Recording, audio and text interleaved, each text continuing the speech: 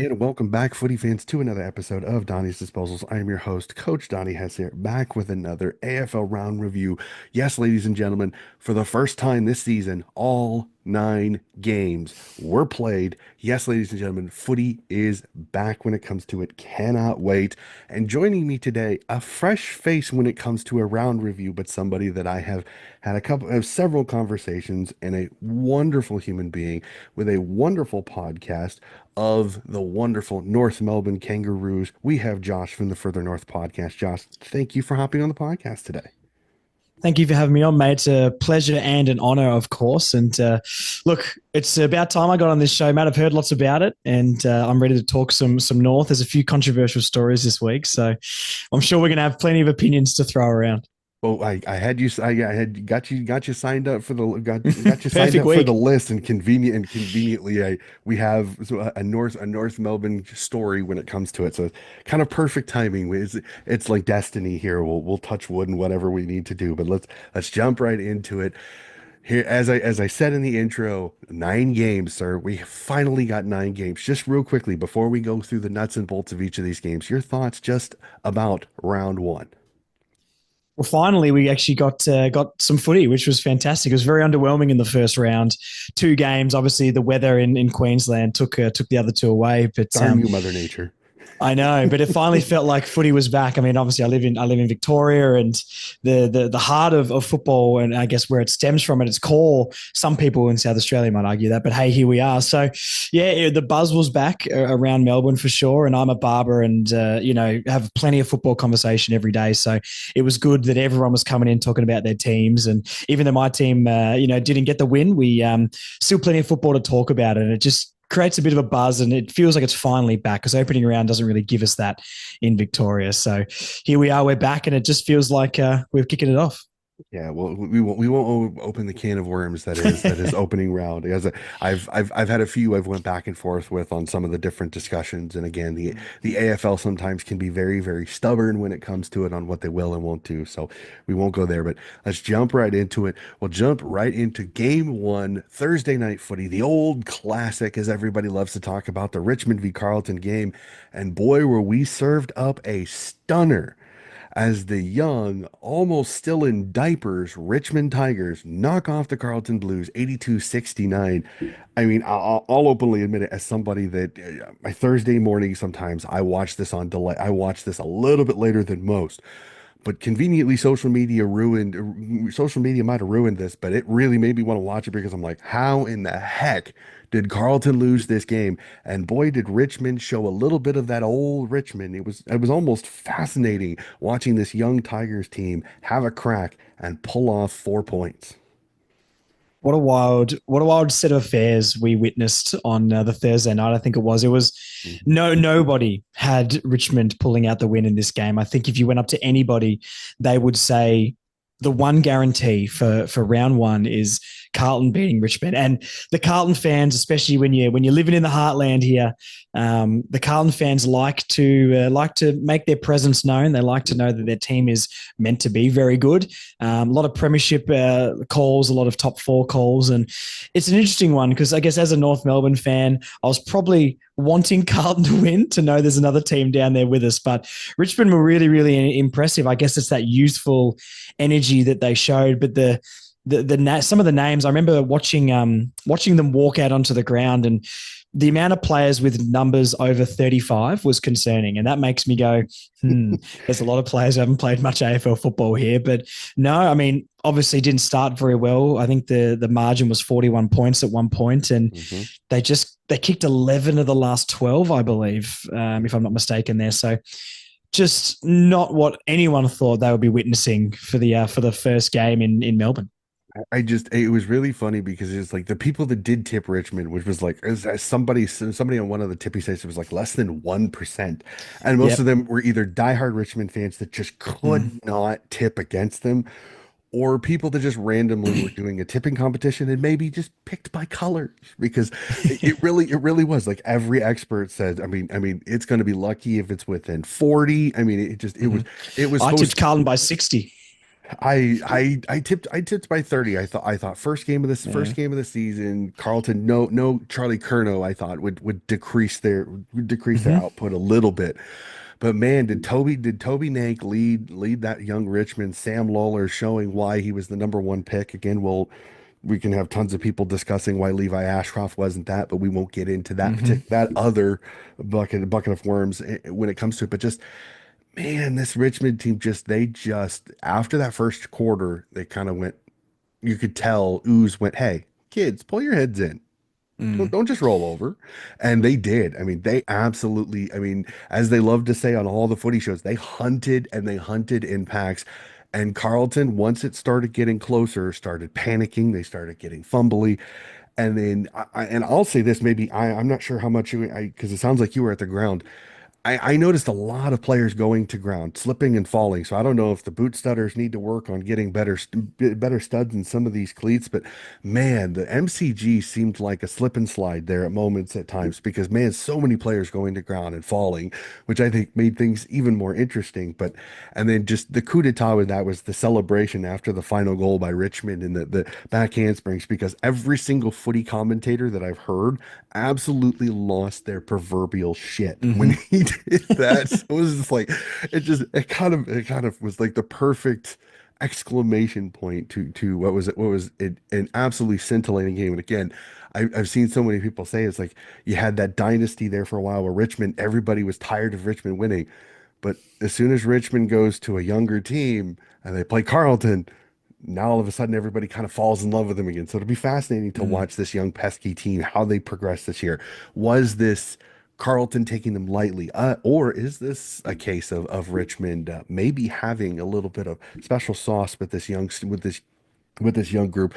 Or are they going to be a little bit in between? They're going to be highs, there's going to be lows. We'll really have to see. I'm fascinated to watch this Richmond team, but man, not all sunshine and rainbows in Carlton land, especially I heard some of the talkback radio was fascinating listening. Mm. Yeah, the Carlton fans weren't very happy. There was plenty coming into the barbershop and plenty of rants I had to sit there and listen to. And I understand, I've been on plenty to the clients myself. So I understand the place that they're coming from.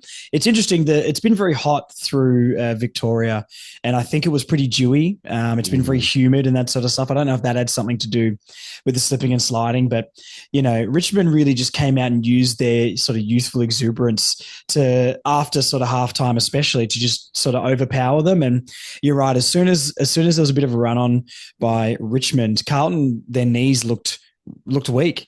To be Hmm. honest, the one criticism, and there's been a lot of talk about Carlton and how they're going to improve and what they need to improve, and a lot of people have been focusing on the players. Obviously, they're traded out. Two of their oh, most consistent players in Owies and Hmm. Kennedy, and brought in, pick number three. Unfortunately, the young fella has done his Jagger knee now, Smith, but yep. that was meant to be the difference, right? That was going to inject speed into their midfield and all that sort of stuff. And the one thing I haven't heard from Carlton fans, and I've been saying a lot, is the biggest improver doesn't need to be the players for me. The biggest improver needs to be Voss. And it's not because he should be fired or anything like that. I think the last thing Carlton need is a new coach to come in, new schemes and that stuff. But that being said, if Voss can come back and learn how to handle games and manage games, Carlton will win, but he just can't do it. And they showed it last year, the game against GWS they played.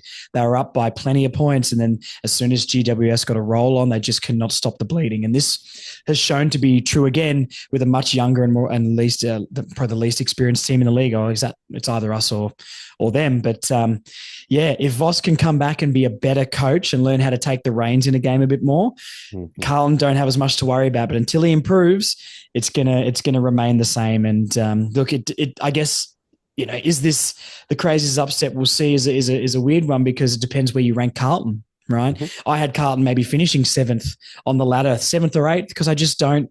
I see the same thing every year from them. Yes, the names are good, but until they improve, then I'm not really going to be on board. I'm not as much of a believer. I need to see it in front of my eyes. So, Hmm. look, I think Carlton were worse than Richmond were good. I'm very impressed by Richmond. I don't want to take away anything from what they did because I Hmm. wish I I agree. could go to the football and have a night like that at the moment. But Carlton were abysmal, Hmm. absolutely abysmal. So I don't know about the Blues. It's panic stations, especially coming up against Hawthorn the next week. Yeah, not exactly, which is a great transition because Friday night footy saw Hawthorn v Essendon, and the Hawks get a nice, impressive 26-point win. And I found it interesting that so many of the people were like, "Yeah, the Hawks are 2-0 before several teams have even played a game of For footy." whom played a game, It's yeah. just a long, it's just such a drawn out narrative. I mean, I get it. Again, opening round, is it a clusterfuck? Absolutely. I think it just, Yes. especially this year, even more with Cyclone Alfred. Again, our thoughts and good vibes go to those of the Gold Coast and Brisbane that were affected by that storm. Thankfully, it might not have been as bad as they originally said, but unfortunately, its slowness made the rain that much more of a pain in the absolute tail. But now the Hawks again, they showed why there were a lot of people high on this team. You add Battle, you add Barash, you kind of solidify that defensive end, and then you let this small forward and electric young midfield absolutely have fun. And I agree with what my co-host last week said was Lloyd Meek is the bargain buy of the century now. I mean, he it looks like an absolute steal from Fremantle. Lloyd Meek coming into this Hawk side. Essendon, I don't really want to say that this was all Hawks great. A little bit of Essendon still being Essendon, a little bit, which I hate going to because again I have several Bombers friends that are good people. You feel bad because there's moments where maybe the streak end and it's almost become this albatross across their neck. But hey, your thoughts on Friday night because again Hawks good. I don't think Essendon was that bad. I just think the Hawks just a little bit too much class. Yeah, I would agree. I want to give Essendon a little bit more props, I think. I was not a Hawthorn believer coming into this season, and within the first quarter of football in their opening round, that sort of proved me very, very wrong. And I think they probably will finish top four now. But Essendon did pretty well to not let the game get out of hand. I mean, 26 points. It felt like every time Hawthorn tried to make a run, Essendon would sort of stem the flow a little bit. The first quarter didn't start very well. I think 37-10 at quarter Mhm. time. And then, sort of second half, they were a little bit more admirable. It sort of felt like maybe what North's game was, where you gave up little runs and you sort of claw it back, but it was never enough. I don't think the Bombers are quite as bad as a lot of people are suggesting. I don't think they're bottom four or anything like that. I think they'll sort of be around that, 8th to 12th mark, like they sort of always are. But yeah, I think the Bombers were admirable and they'll beat a lot of, they'll have a decent season, especially with the Hawks being ranked so highly. As for the Hawks, I everyone says how exciting this team is to watch. I personally don't love the brand of football they play. I'm more of a traditionalist when it comes to I like big forwards, key forwards, big marks, and Mhm. play a more contested game. And they're very, very opposite than that. I mean, their goal kickers were all smalls, bar a couple from Chol who will pop up with two and then won't kick one for 3 weeks. But Watson and Moore and Ginnivan and Weddle and those sort of things were getting on the end of it. And that midfield flood that pushes forward and gets on the end of them. It's very quick and fast football. Not my preferred brand to watch, but clearly a brand that is very, very exciting. So, an exciting game to watch, but I don't love the Hawks, and I apologies to any Hawthorn listeners out there. I'm a little bit jealous that we can't do what they're doing down at North, but look. They're the hot team at the moment. There's going to be a whole new generation of Hawks fans coming in with this team, and how much they relate to like the youth and that sort of stuff. And good on them, but yeah, they're going to be a very, very scary team for the rest of the year. I'm gonna say something to some of my Hawks fans are gonna be like, Coach, shut up, Coach, shut up. This Hawks team reminds me a little bit of Sydney last year. Are they Mm. are they kind of like the proverbial horse race? Are they going out too fast, too quickly? Like that'll be the interesting thing for me because I don't want to be playing my best footy now. I don't want to be playing my best footy in July. I want to be playing my best footy in August and Mm. September. So it's kind of one of those where it's impressive. Again, were their first two opponents absolutely the cream of the crop? There's still so much time to tell. I don't think Sydney's as bad. Again, it's not because I'm a Swans fan. I think No, Sydney I is. agree with you. I think Sydney ran into two of the best teams and two of the top four teams in the competition this year. I don't think they're as bad as some people are making it off. I think everybody's trying to find an excuse why things happen. But no, I think Hawthorne's going to be there when the whips are cracking. But my worry is, are they jumping this huge? Are they jumping out to such a huge lead, and are they going to have the problem of wearing down because they're trying to go too fast too quickly. So that'll be a fun one on that one. Mm, I agree. I think Essendon's right there potentially with finals. It's all going to be health. I mean, Ridley goes down with the Scrimshaw with the Scrimshaw hit this year. Again, we'll talk a little bit more about that in the burning questions. But this is an Essendon team that they really can't afford some of these top 22 guys to be hurt now. Darcy Parish still isn't back yet from his back injury. Sounds like he's progressing, so he could be back very soon. We'll have to see how that goes. But right now, I mean, even Coach Scott has said that his back three that he was preparing for still has not really played that many games together. So it's cohesion and things like that. This is a Bombers team again on paper is a finals team, but on paper is meaningless when you can't keep guys healthy or guys are in absolutely terrible form. So we'll have to see. yeah, I see exactly what you mean by the Hawks. It is one of those where if you love the Plugger Lockets of the world, the Buddy Franklins, the big tall forwards, these guys can be a little annoying because it's a mosquito fleet that just kind of that's right. they kind of buzz around. It isn't the same as the old school big old tall full forward. So I completely understand it. Again, everybody loves their footy a little bit differently, but this is a Hawks team. They're going to be fun. They're going to be interesting to watch. They're going to be my team. They're going to be the team that I'm going to keep an eye on because are they going to be a little bit like Sydney last year, where they're so good at the start of the year and they're going to regret it later on in the season? It'd be fascinating to watch that. So we'll Mm. go down the highway from Victoria, down to GMHBA Stadium, down in Geelong, where the Cats absolutely serve up a whooping to the Fremantle Dockers by 78, 147-69. No Tommy Hawkins. We're fine because we've got some that, and Bailey Smith makes quite the nice return in the hoops as a North supporter, but even as a Victorian. How annoying is it that this Geelong team just never seems to die? Yeah, it's awful, mate. You're totally spot on. Most of my friends are Cats fans, and it's the deserved arrogance that gets me all the time. I've one of my best friends is called Nigel, and a few years ago, I think it was 2 seasons ago, when they lost the first three games of the season, I sort of was like, "This is my one chance I can have a crack at a Geelong fan for my entire life." So I walked up to him and I said, "You lost three in a row, mate. You would have never seen this. You doing okay?" And he goes, "Did we lose three? I don't usually turn on until September anyway, so it doesn't matter." Which was a fantastic comeback. And yeah, I don't like the Cats. I mean, look, they're under a little bit of scrutiny. You're cooking the books potentially, and Chris Scott's got about 4 jobs on the side and that sort of stuff. So who knows what's going on down there? But this was another lock of the round for me. I work with a massive Geelong fan as well called Adam, and he was trying to pretend that, oh, you never know, or the Dockers might be able to. No, they're not going to lose a game down at that stadium. I've got the Cats top two this year with GWS. They're going to they'll barely lose a game for the season, I think. Yeah, an absolute belting. I always knew it was going to happen. I don't really watch Geelong play football because it's the most inevitable thing in world sports. So it is just what it is, mate. I don't even bother watching them. Turn the stripes 90 degrees and then I'm interested. But other than that, It's absolutely not. funny. No, it's the funniest part about it is Fremantle actually has played GMHBA Stadium quite well normally, but Mm.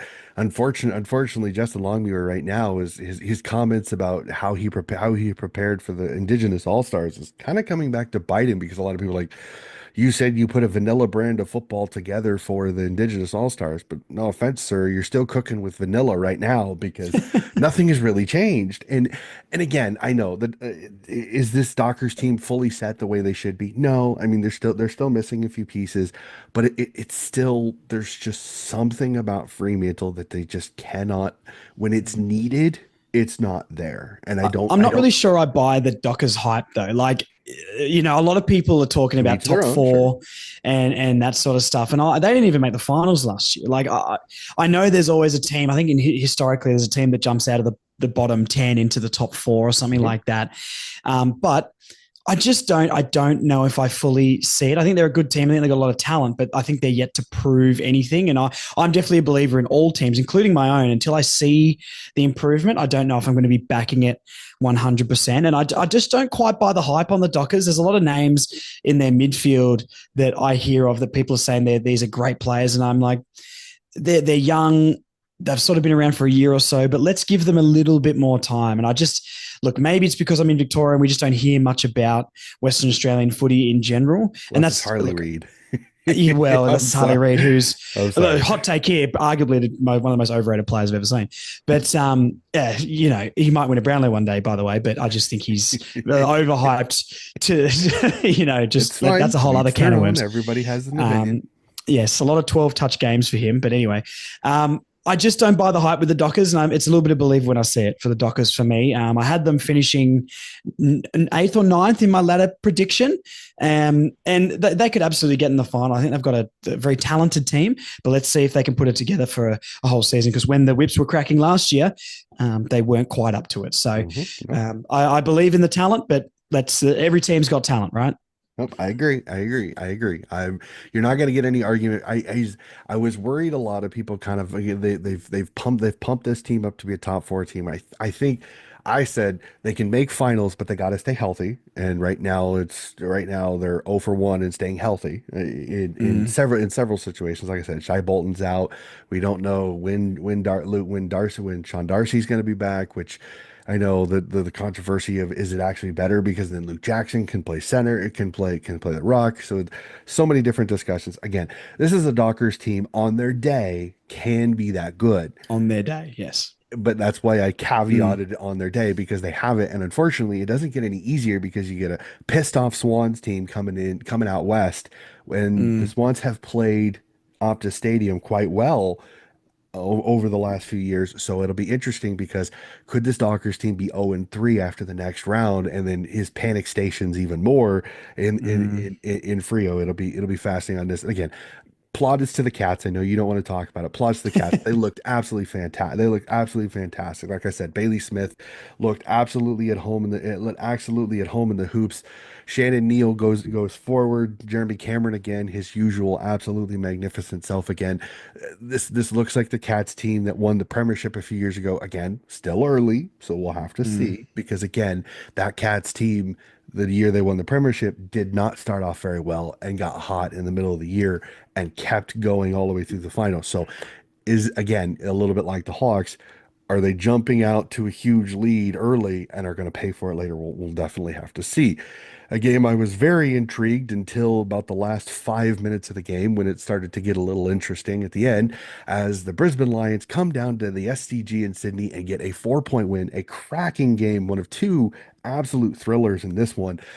And I mean, I'll give my plaudits as a Swans fan. Brisbane gritted the 4 points out of the SCG because Kai Lohman goes down with an ankle with what I think is a syndesmosis injury. Brandon Starcevich gets concussed on an innocuous bump with Justin McInerney. Again, we'll talk about the MRO a little bit later, in my opinion, on that.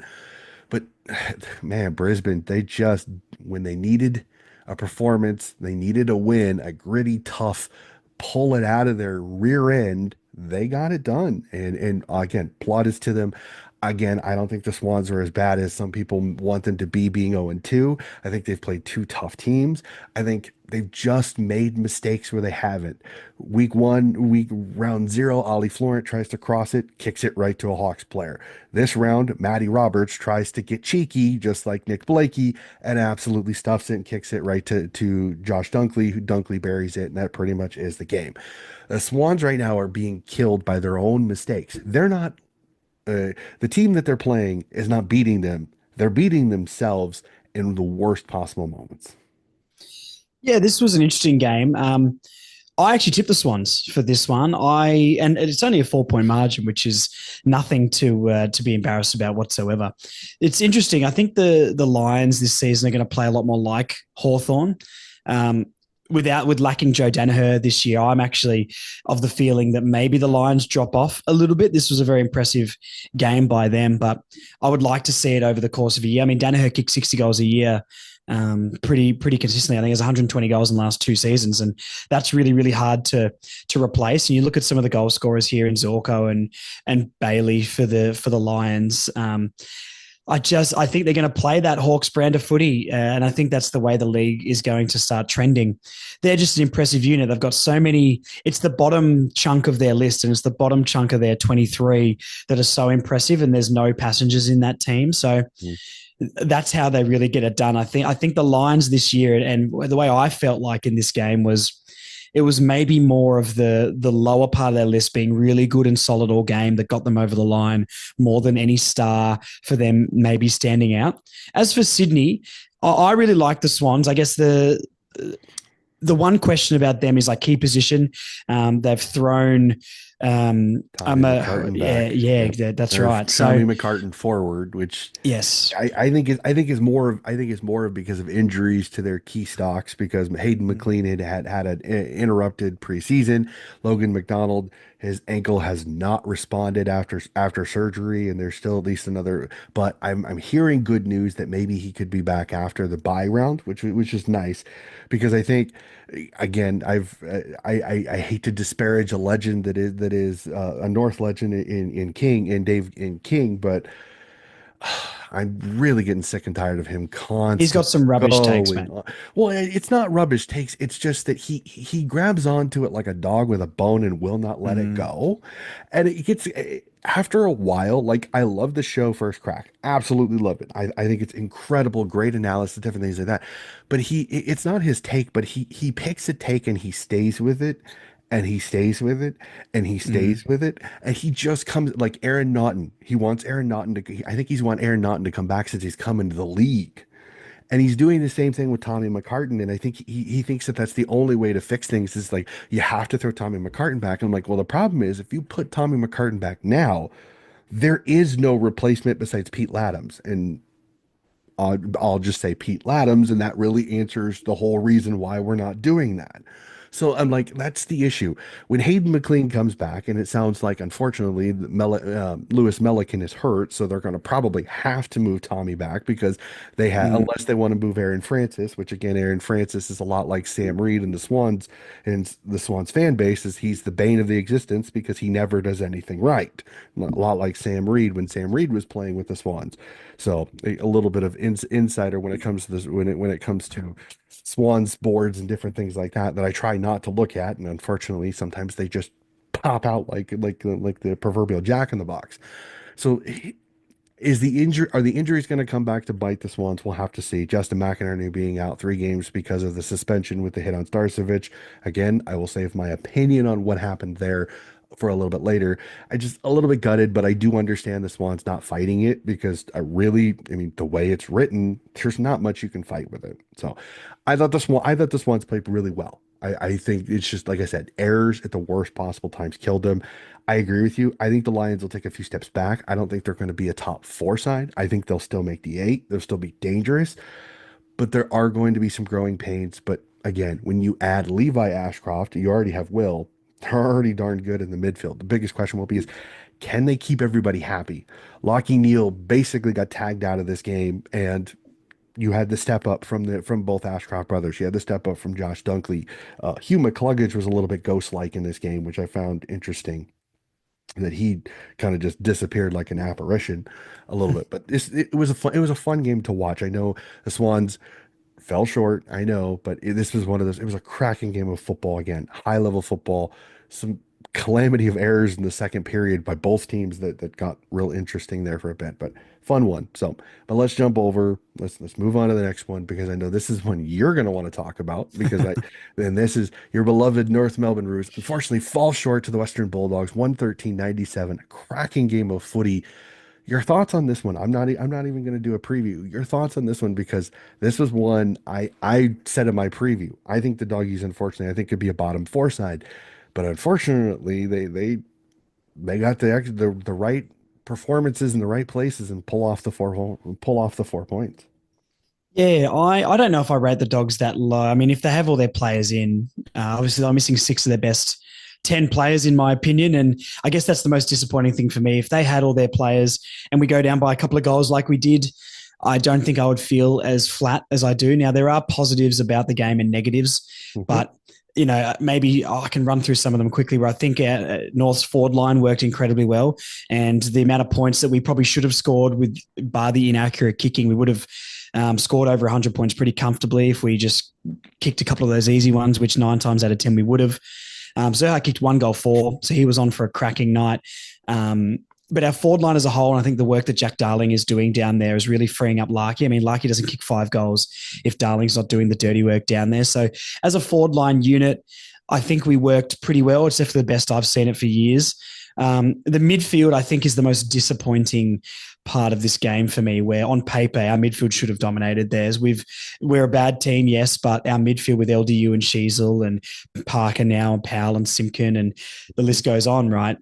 You look at the midfield numbers and we looked like we dominated the midfield. We got the most clearances, we got the most hit outs, contested possessions, uncontested possessions. We won all the metrics. Yet sitting in that stadium and watching the game, we were so flat out of the middle. I barely saw any moments from Shizu and LDU. They're probably the two I'm the most disappointed in. You look at their numbers and you go, that was an okay game. LDU 20 odd touches, 2 goals. Shizu 31 touches, but there was no impact. There was absolutely nothing from them. They wouldn't track back. They wouldn't run.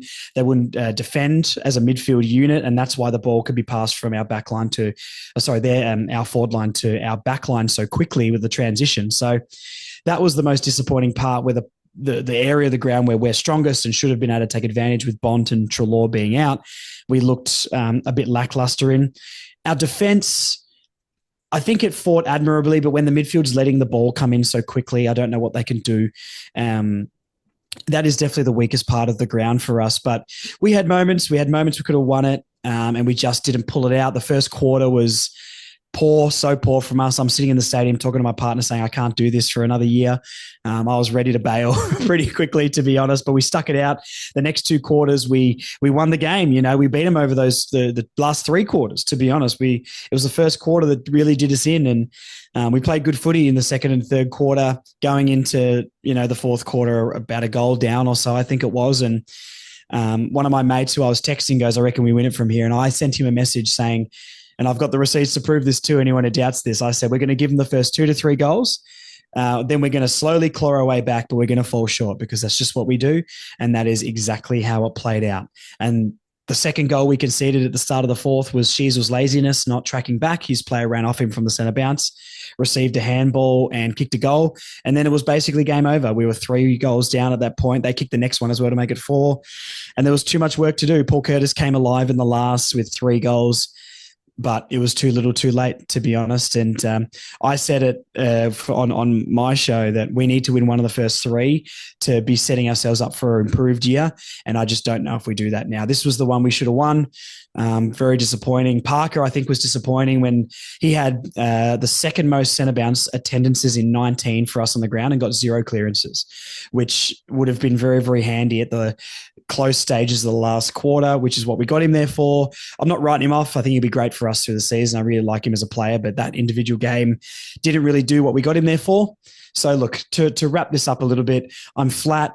I think we might be on for another rubbish year, which we can't really afford. So I'm not sure there, but there was positives in the game and there's things we can build off. The one big positive I'll say is I didn't think we had any passengers. Mm-hmm. The reason why we lost this game is because our icing, our cream on top wasn't good enough. Mm-hmm. LDU, Sheasel especially, just not good enough. Powell, 27 touches, but butchers everything he touches. So I don't know. Bit flat, but I think we can build off it. But until I start seeing wins, I'm not going to be too excited, to be honest. I've seen enough trauma in my life with this football club. Yeah, unfortunately, it was. I remember I tipped North because thinking that some of their top guys, again, I was also under the impression English wasn't going to play, and he ended up playing. But I just thought, no Bont, no Trelaw, you've got LDU, you've got Simpkin, you've got Parker, you've got some of the experience, a little bit more experience than I think some people give him credit for through the middle. I thought that was perfect.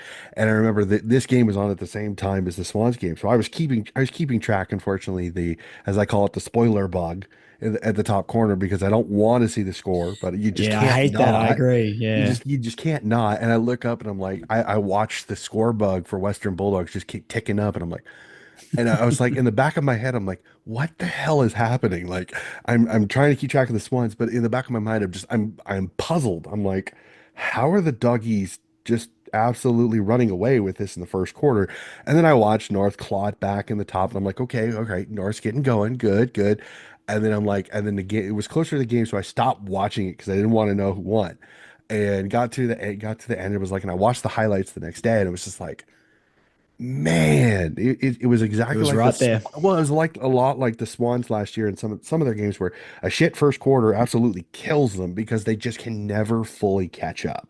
And I think Mm-hmm. that's kind of what happened with North is that they put themselves in too big a hole and just could not climb out of it. So that you appreciate the fight back, and you understand that again you're going to have you're going to have some inconsistency in your young superstars again. You'll wish you didn't, but unfortunately sometimes Mm. it happens with LDU. She's a little disappointed that Parks didn't come up and be his tough as a cat's head type of center midfield with clearance stuff like that, but I think he'll grow into it. I think he'll be fine. But Mm. this is a North team that I 100% agree with you. It's like there's got to be some restlessness starting to come up into the fan base because you're starting to get names on the sheet that you're like, this is a winner. This is a game winner. And Yep. it's like, you're happy. Jack Darling made an impact. Like, I think that was the one thing a lot of people, the naysayers of the Jack Darling trade was Darling is just going to be a placeholder. He's just going to get in Larky's way. Well, Larky still kicks five, and Darling actually didn't look too bad. So Mm-hmm. it wasn't like he just was standing there becoming a human bird rack that just stood there and just didn't do anything. So there's impact. I think again it's going to have to grow in, but I understand the frustration because this was a perfect round one setup, a doggies team that was coming in that the infirmary had less people in it, and unfortunately falls a little bit short. Again, I'm not jumping off the North. I'm not jumping off the North can't find a way to get some more wins and show the green shoots that everybody wants to see. But again, it is very frustrating. Totally 100% get it. So I'm not going to put us through the pain of trying to go through two consecutive absolute trashings. So I'm going to go real quick. One good team, one bad team. Port Adelaide with a smashing over point. I mean, Port Adelaide gets absolutely smashed by Collingwood 136-45. Too old, too slow. Guess not. And then the Adelaide Crows absolutely put a whooping on St. Kilda at the Adelaide Oval 135-72. I'll round them both up. Collingwood, Adelaide, absolutely fantastic. Port Adelaide, St. Kilda, absolute dog. We'll go through it. We'll call it that. I'm sorry, Port and St. Kilda fans, but I just got to be honest on that one. Adelaide looked fantastic. They looked a lot like they did 2 years ago, but even better. I think the role players they brought in is fantastic. Dan Houston steps in for Collingwood and makes me even more angry as somebody that doesn't always like Collingwood, that Collingwood was kind of back to what we kind of expected. And they were older this week than they were the week before when they were the oldest team ever put together. So it'll be fascinating to see how that particular narrative comes through. It was interesting that Scotty Pendlebury was the sub. So I'll let you kind of go through these games. So like I said, they were kind of mirrors a little bit. Port Adelaide gets spanked a little bit more on the MCG, but both of these, I mean, Collingwood Adelaide looked absolutely fantastic. St. Kilda, Port Adelaide, not so much. Yeah, I mean, Collingwood sort of did what I thought they would do. I tipped Collingwood top four early on before the season started. And the first game, I think they lost to what I believe is going to be the Premiers and the GWS Giants. So, look, Collingwood sort of did what I thought they would do. They looked great. They got Houston back and MCG, however many thousands of people there were there, it was exactly how I thought it would go. As for the Power, I think there's more to talk about. I have a bit of a hot take on the Power. I think it's the most overrated midfield three, arguably in the league, and not the worst. But I just don't think Butters, Rosie, and Horn Francis, and of course there's Horn Francis bias from me being a North fan, but I just think them as a midfield three are so overhyped. They're not bad whatsoever. They're good players and they're arguably great players. But when the going gets tough, they do not step up, and we've seen that in the last two finals series. Horn Francis is a player that will win the ball at such an elite rate. You'll just be sitting there and going, oh my God, how does this guy Mhm. burst out of a pack like that? And then he will proceed to absolutely butcher that ball out of bounds or send the longest helicopter to absolutely nobody into the goal square. So, look, I don't know how I feel about Port Adelaide. I had them dropping out of the eight this year. I don't maybe I know Dixon wasn't the best player towards the end of his career, but he's a culture setter and he's still a target up there, almost like a Darling could be. They've got a few injuries. I think is it Tom Campbell? I think is their forward that got got injured. The blonde guy, maybe I'm Marshall, mistaking his name. Marshall, sorry, Marshall, yep. And I Marshall. think his ACL, Um, not ACL, but yes, Achilles, and I think he's done for the year already. yeah, So, done for the year. So their forward line lacks. I don't think Radigali is that great. I think he'd be a great ruckman. I don't know why he's playing key position forward or back. So, yeah, I don't really rate the Power super highly. They'll be plucky. They'll win games at home. They'll push for the 8. They might even sneak in, but I think they're a little bit overrated team. As for the other game, I won't lie. Probably the game I saw the least of. I saw the score and was like, oh, I'm not really a massive Adelaide believer, to be honest. I had Adelaide bottom 4 this year personally, just because of last year. And I don't really rate a lot of the players. I feel like Adelaide are the team we've said are going to make the top 8 for about 5 years in a row and never seem to. Controversially, a couple of years ago, missing out, obviously, but the other years around that, mhm. they weren't really that close to it. So, yeah, it definitely looked better than I thought, but I think that's almost more St Kilda being just a very lackluster, poorly constructed list who are missing. I think they're missing King and stuff as well. So, look, I don't rate the Saints at all. I think they might be a contender for that last bottom 4 spot with North West Coast Richmond. Um, and it's at home, I guess, for Adelaide as well. And maybe it was just a good day. I think the Crows will be better than I maybe perceive them to be, but let's see how these teams turn up next week. Collingwood, I'm pretty sold that they're going to be a very competitive finals contender, if not top 4. As for the Crows, I'll wait and see a little bit on them, but I think St Kilda are worse than the Crows are good, maybe. Well, here's the caveat when it comes to it that'll kind of that'll go with yours a little bit. Rowan Mhm. Marshall is still coming back from an injury, so he was mostly playing full forward. They actually had Harry Boyd, the former Norwood ruckman, playing the majority of the ruck, where Rowan Marshall was playing full forward. So, as somebody that has Rowan Marshall in my fantasy team, I was a little peeved about that because I Mm. wasn't expecting him to be a full forward, and I had him as captain. So, that captain numbers was not nearly as high as it normally should be, but. That's me personally. Rewind it back, coach. But I look at it like this. I think the Crow. I think maybe this is because I have several Crows fans, so I watch the Crows a little bit more than I do some teams. I think the Crows last year ran into that blip year, that year where they had been progressing up the ladder, and then sometimes you have that blip year. You have that year where just things just don't go right. You got injury issues, everything like that. So that's why they drip down. So I think it kind of lowered expectations for a lot of people. But I honestly think that um, uh, Flo, um, Riley Philthorpe coming back, he looks absolutely like Thor. It's ridiculous how big Mm. this guy is. And he's found his form to the point where I think Taylor Walker, I agree with Kane Corns. I think Taylor Walker right now could be an odd man out because I just think all he's going to do is be in the way of Darcy Fogarty and Riley Thilthorpe, who are absolutely fantastic.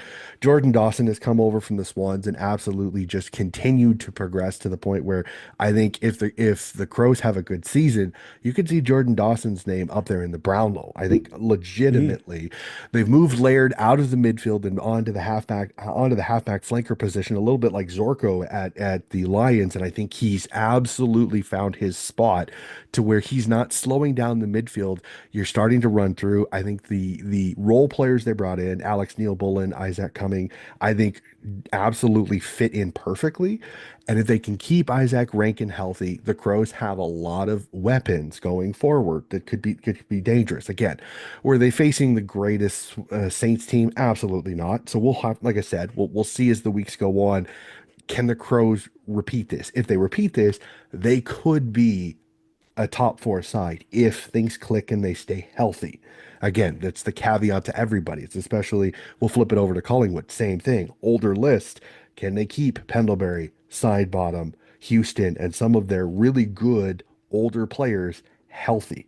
When DeGoey comes back, will the chemistry still be there? Can they keep Membry and McStay playing well together up front?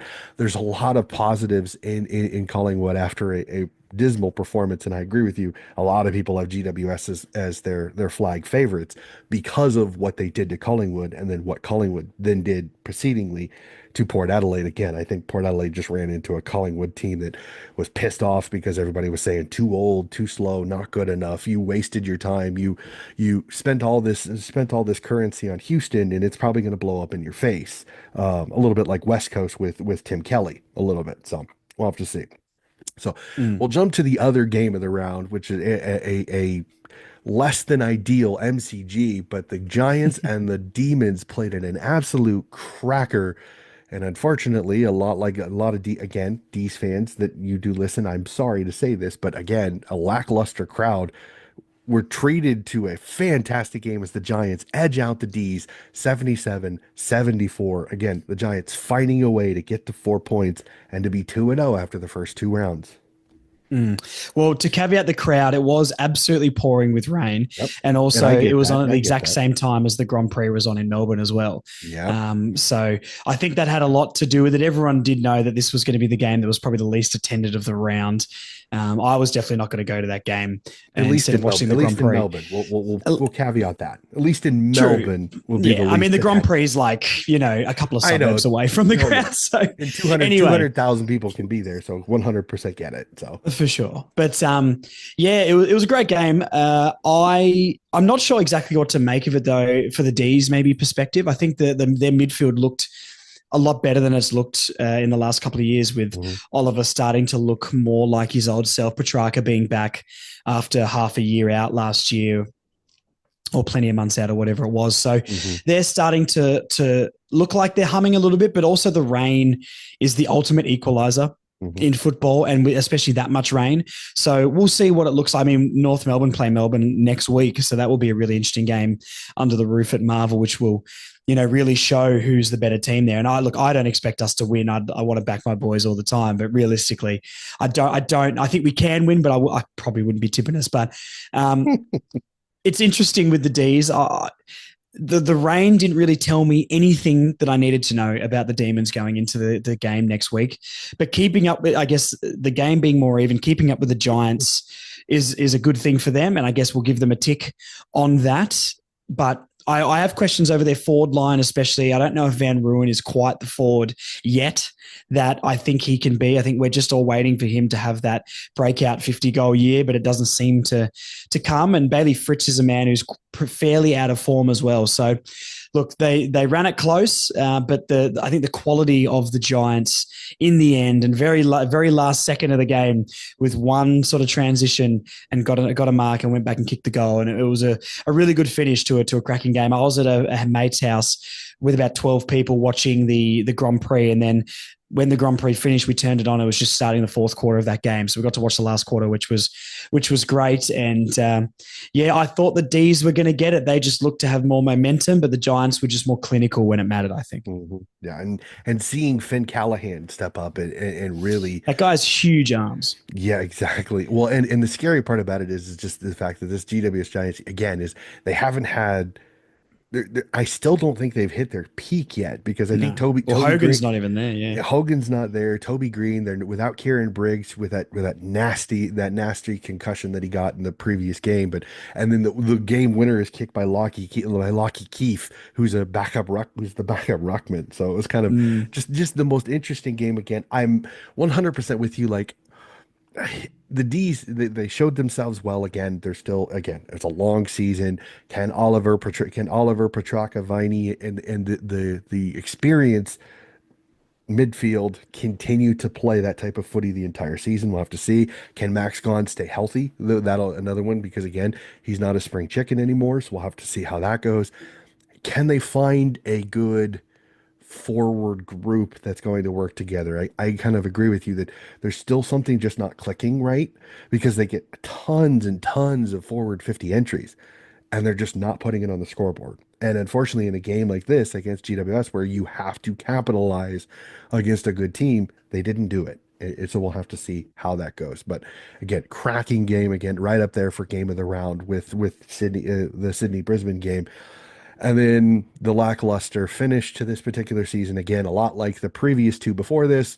Good Gold Coast, bad West Coast. Suns win by 87, 136-49. And I know the talk out of this one is Harley Reid, and again, as you said, a little bit maybe an overhyped recruit, but I'm a little disappointed when I start seeing staging by a mm, superstar because hey, Harley, you're too good for that. And again, maybe this is me buying into the hype a little bit. Harley, you're too good for that. Pull your head mm. in, son. Stop trying to be a tough guy, the footy player, and pull your head in, mate. Come on. Unless you're trying to act like a spoiled brat to get yourself out of West Coast and back to Victoria, which again, I don't know if that's trying to happen or not. I don't know.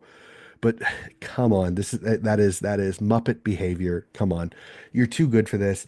Again, I'm not going to sit here and say, well, the Suns, they found it.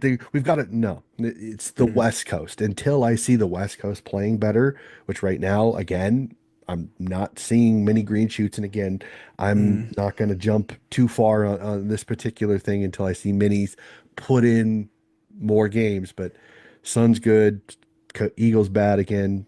First game of the season, and unfortunately, West Coast, the green shoots look like they've been clipped by the weed whacker and may not be mm. growing anytime soon. Yeah, I don't disagree. I mean, just to get the Harley Reid chat out before we go into more of the game, my opinion on Harley Reid is I reckon he had five crackers last year, and other than Hmm. that, he was a very okay player, and that's about it. The AFL media really wants to find the next Dustin Martin, the next poster boy, and the amount of it was so desperate from the media to try and hype this guy up like he already was a superstar. I think if anything that maybe hindered him. Hmm. He also struts around like the biggest rooster in the pen as well, and Hmm. potentially the media hype on him has done that. I always saw him as a pretty cool headed sort of guy, or maybe someone with a bit of integrity who wants to stay at West Coast and that sort of stuff. And look, that stuff we don't know yet, so we're not going to get into that. But Hmm. Harley, as an example for this, and I guess the game I saw last year, Harley Reid and Colton McKercher, pick number one and pick number two last Hmm. year, played against each other only once because or McKercher, sorry, was injured for one of those games. Hmm. So McKercher had 37 touches, 9 rebound 50s, 89% by foot off North half back line. And Harley Reid took a hanger and had 12 touches. Hmm. And he did that throughout the season.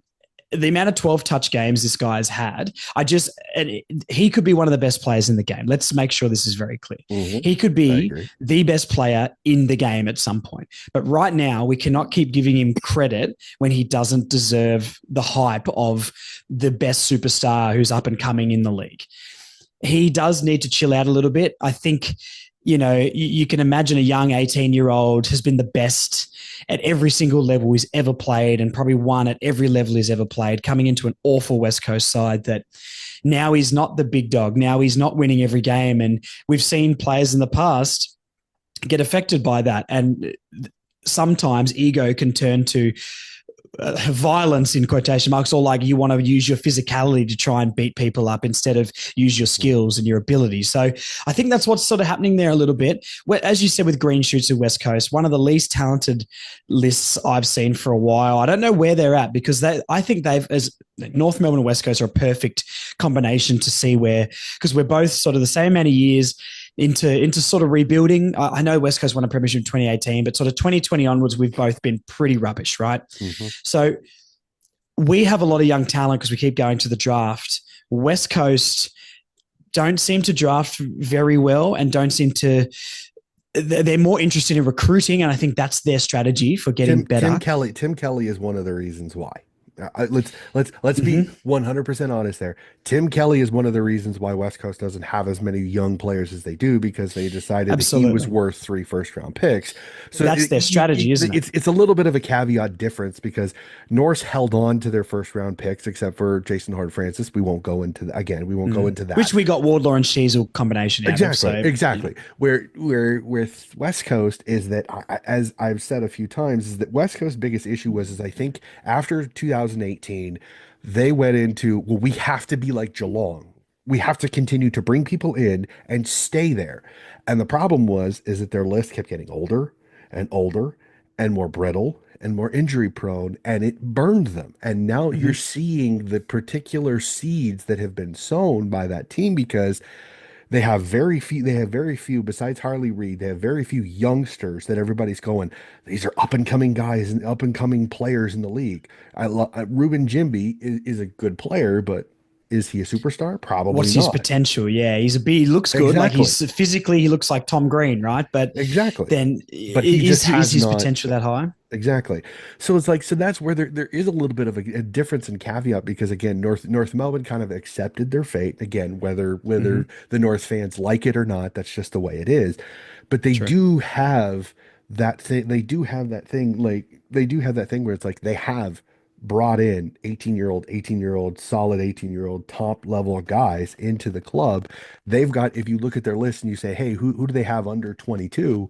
There's a nice list of good, really good to great players on their list. Go to West Coast.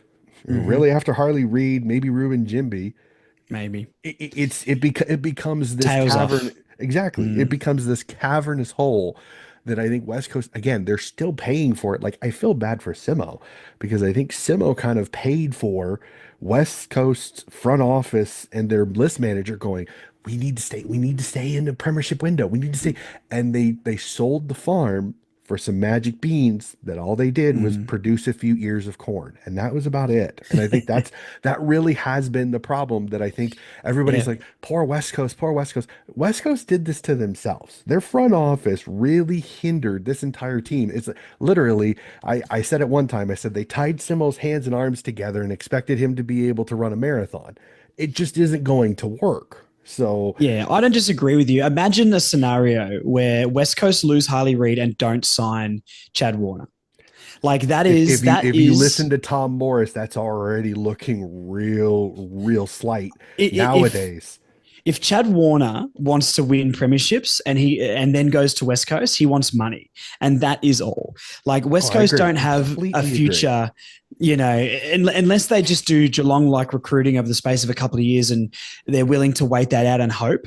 The two scenarios are they keep Harley Reid because Chad Warner's coming in, and they create this midfield, and it starts to look a lot better. But Hmm. if Chad Warner's serious about his football career, the Swans are going to be at least competing or in the top 8 more years than not, right? That is Hmm. absolutely the best scenario where he has to be. So Yep. that's going to be absolutely fascinating The to only see how that plays out. the only way he goes west and is in the chance for title contention if he goes to Fremantle. Like, Yeah, yeah, I let's agree. just be let's just be No, honest I agree. there. And as a Swans fan, because I've seen several different things. Like, I saw one crazy trade scenario where it's a 3-team trade. And it was basically Chad to West Coast, Harley Reid to either Essendon or somebody, and then pick 6 and 8 going to the Swans. And I'm like, as a Swans fan, as much as I'd love to keep Chad, getting two top 10 picks out of that, I would almost take it, just because we'd save money on Chad. We'd be able to then keep the core together. It would suck to lose Chad, but you get two top 10 draft picks as a Swans fan. It's hard to argue, especially with their drafting ability. Plus, they've got a young kid coming out of their academy who they're going to need extra picks for. So I think it would work. Mm, But again, as a Swans fan, maybe I'm a little selfish. I'd like to keep Chad. I think that's the reason why they signed his brother of course. Corey to a 2-year contract extension. And like I said, there's again, not that he's my favorite person in the world, but Tom Morris, I guess, on one of the footy shows in the last 24 hours, has said that Swans players have been asked about it, and they're feeling much more confident, saying that they feel that he's closer to re-signing than leaving. So again, I don't know. Mm, It's speculation. It's spec, which I know. And at the silly season during this time of the year, I put about a grain of salt into it. But it is one of those where, again, West Coast, they're a dumpster fire that just keeps getting gasoline thrown into it yeah, because they keep making mistakes that they shouldn't. They really have to stop trading away yeah. and trying to bring in Trading away pick talent. 3 Exactly. to Carl is just so stupid Like, I'll for sit. Owies, who's a good player, and I guess it brings in experience, but that's the type of move you make. Maybe if you're at a North Melbourne level where you've got a lot of young talent and you Mhm. need someone a bit more experienced to come in and steady the ship a little bit, but they've got Yep. no young talent outside of Harley Reid, really. Like there's a couple of young players that are okay, but it's really not seen there. The last thing I'll say quickly about this game as a whole, just because we haven't touched on the Suns much, Mhm. what an awful Guernsey that they've got. It's just red, Oh and my I and I, gosh.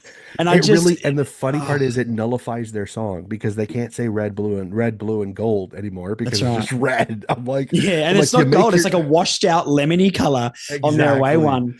I'm Oh, just it's like, oh just my atrocious. gosh. How a team of people got paid to design a Guernsey that on the broadcast you can't see the logo Yep. baffles me.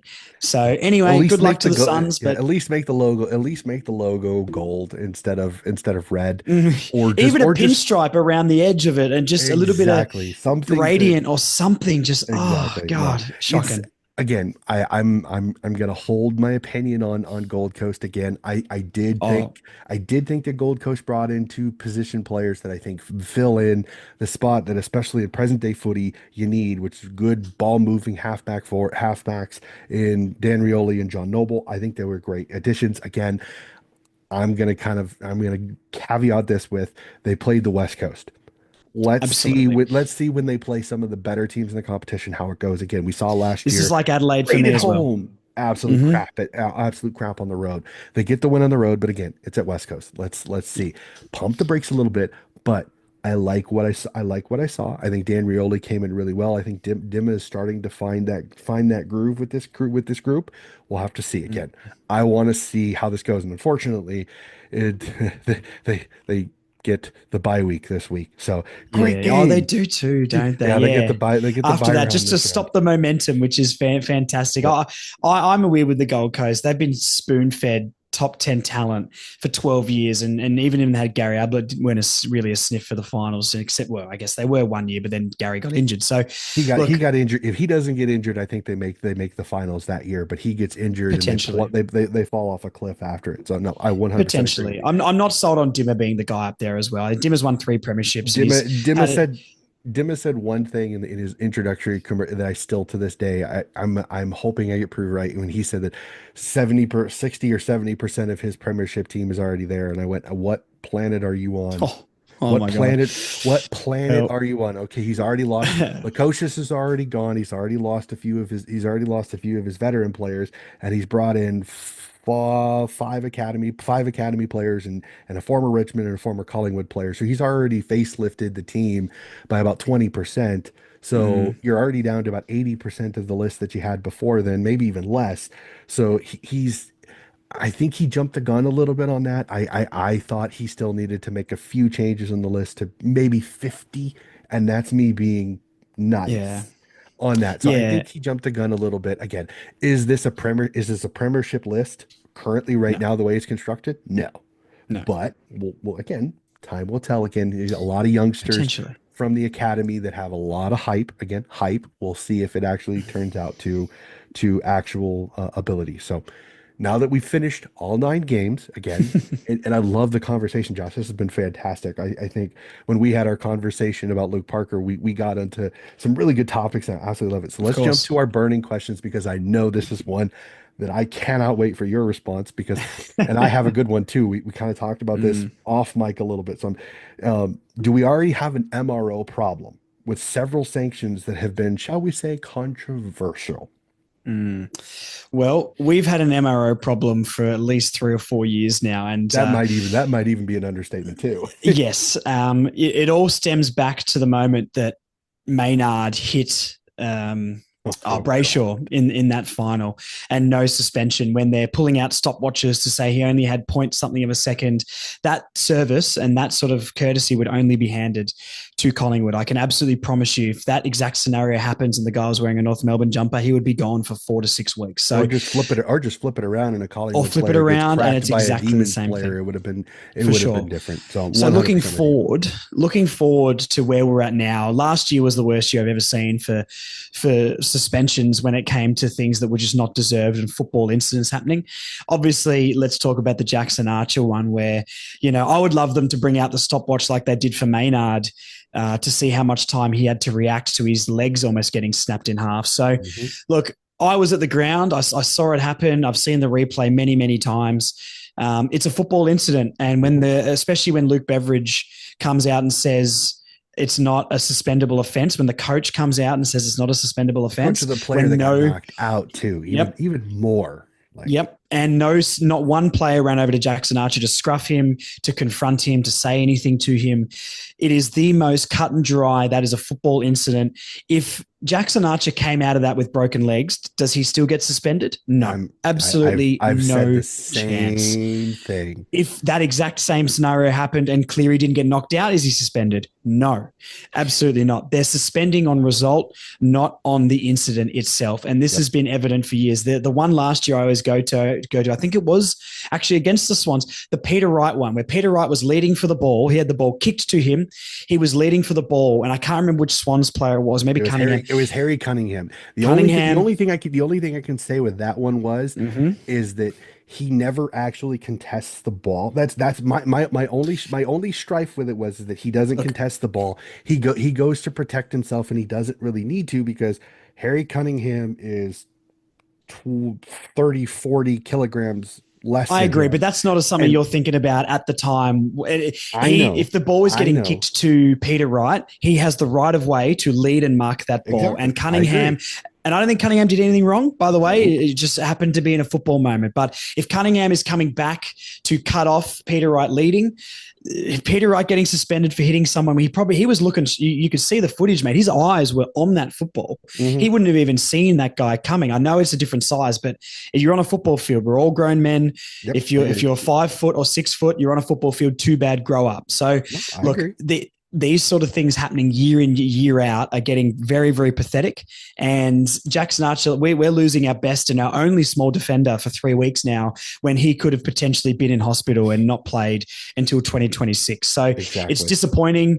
I said at the time on the podcast that he's going to get suspended, and not because he should, but because I have zero faith, absolutely zero faith in this match review panel and the tribunal system to have any common sense when it comes to this situation. I knew he was getting the 3 weeks. I knew it would be upheld. Not for a second did I think he would get taken away. And that is the most disappointing thing about the tribunal or the whole system Hmm. as a whole. The reason, and I'll finish on this before I let you go with this, because I'm That's interested in your fine. opinion as Hmm. well, is the only reason the AFL is doing this is to protect themselves 20 years down the line I for agree. players coming back and talking about head knocks and concussion issues and lingering problems. And that is a serious problem in the Litigation. game.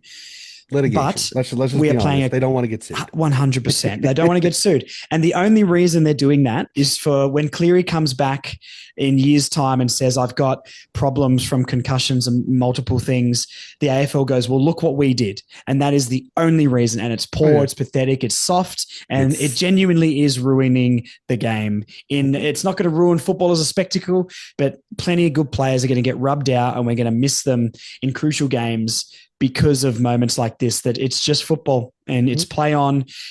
Cleary, no one kicked up a stink at Jackson Archer, and he was completely in his right. You could see him try and stop his run He when he decelerates. Yep. realized it was going to be. But Cleary chose to go to ground, which is the Lindsay Thomas rule, because Lindsay He Thomas broke trips. Gary Rowan's legs. He does trip. So there's a little bit of an out there. He does trip, which again is not expected.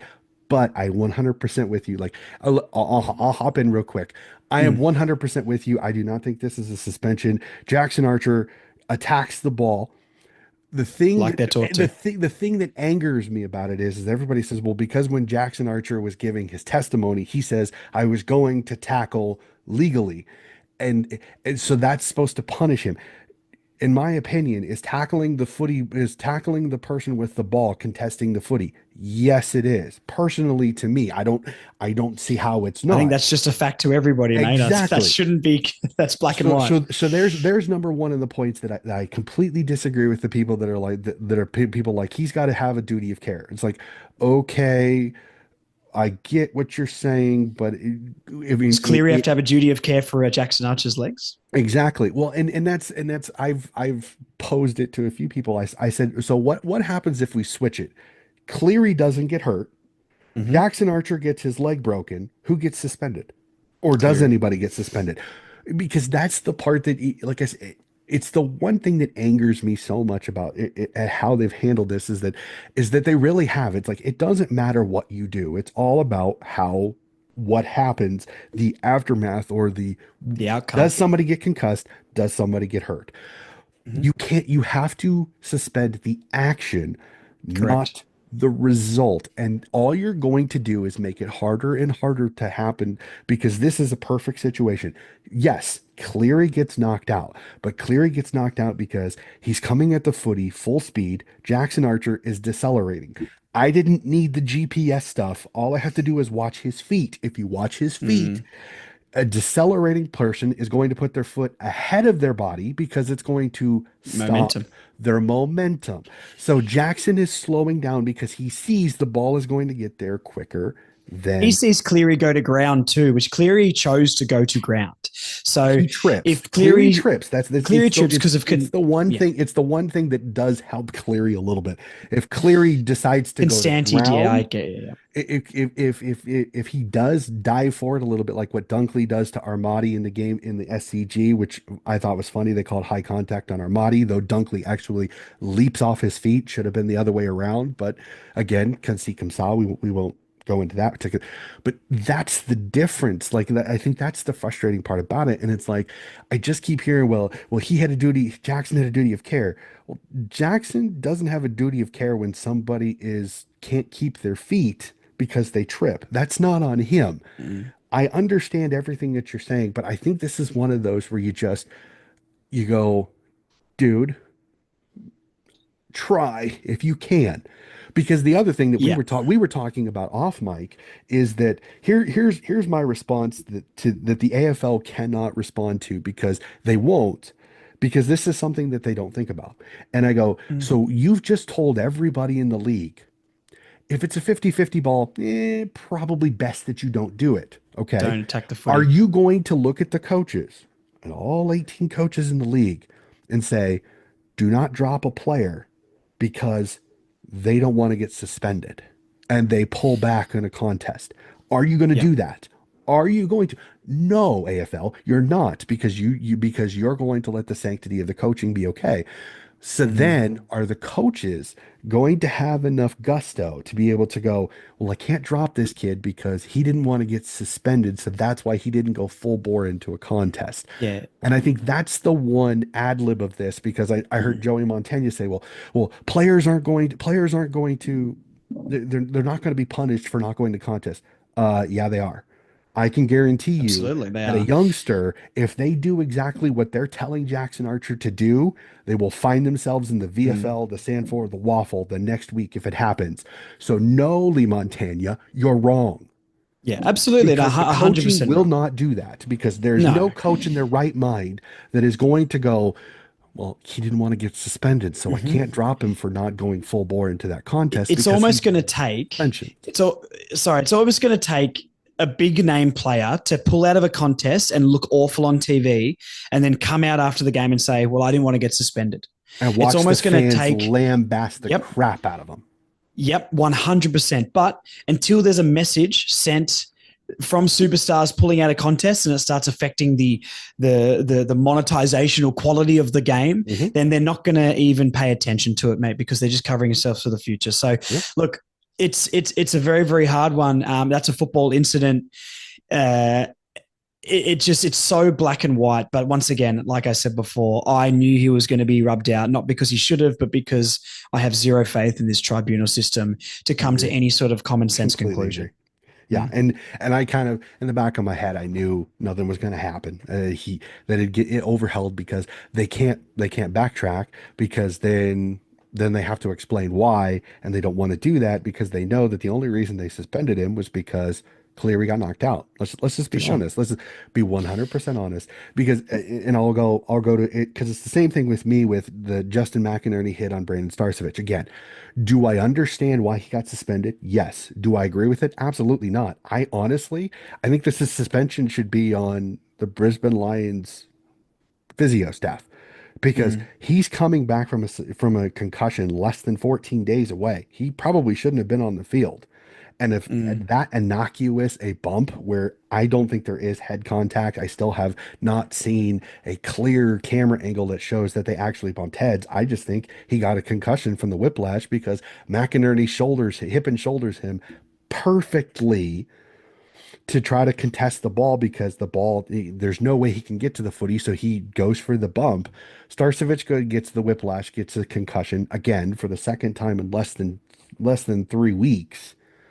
I mean, this is one of Justin McInerney is paying for the Brisbane Lions not being more conservative with him. Like that's mm, the part that's frustrating for me, because because now guys are getting suspended because guys are more susceptible to concussions because they've already had them. Like, how is that fair to the other player that this guy yeah. probably shouldn't be on the field, takes a bump, gets a concussion. So now I get suspended because he's more concussion. Yeah, susceptible. How is that that's fair? right. I mean, we're all grown men and we're all playing a game that we sign up to play. The players should be made to sign some sort of waiver at the start, knowing I'm playing this game I've willingly, said that. knowing I honestly, I think the AFL eventually just needs to do, if they really want to stop all the BS for it with not getting sued. I think when they come into the league, they should just sign a yeah, waiver saying, "Hey, I yeah, understand I cannot sue because of the things because I'm being paid hundreds of thousands of dollars to that's play a right. sport that I can get hurt, I can get maimed, and Mm-hmm, sign it away because it would take all of the problems that they have mm-hmm. away." But the Players Association will probably never go for it.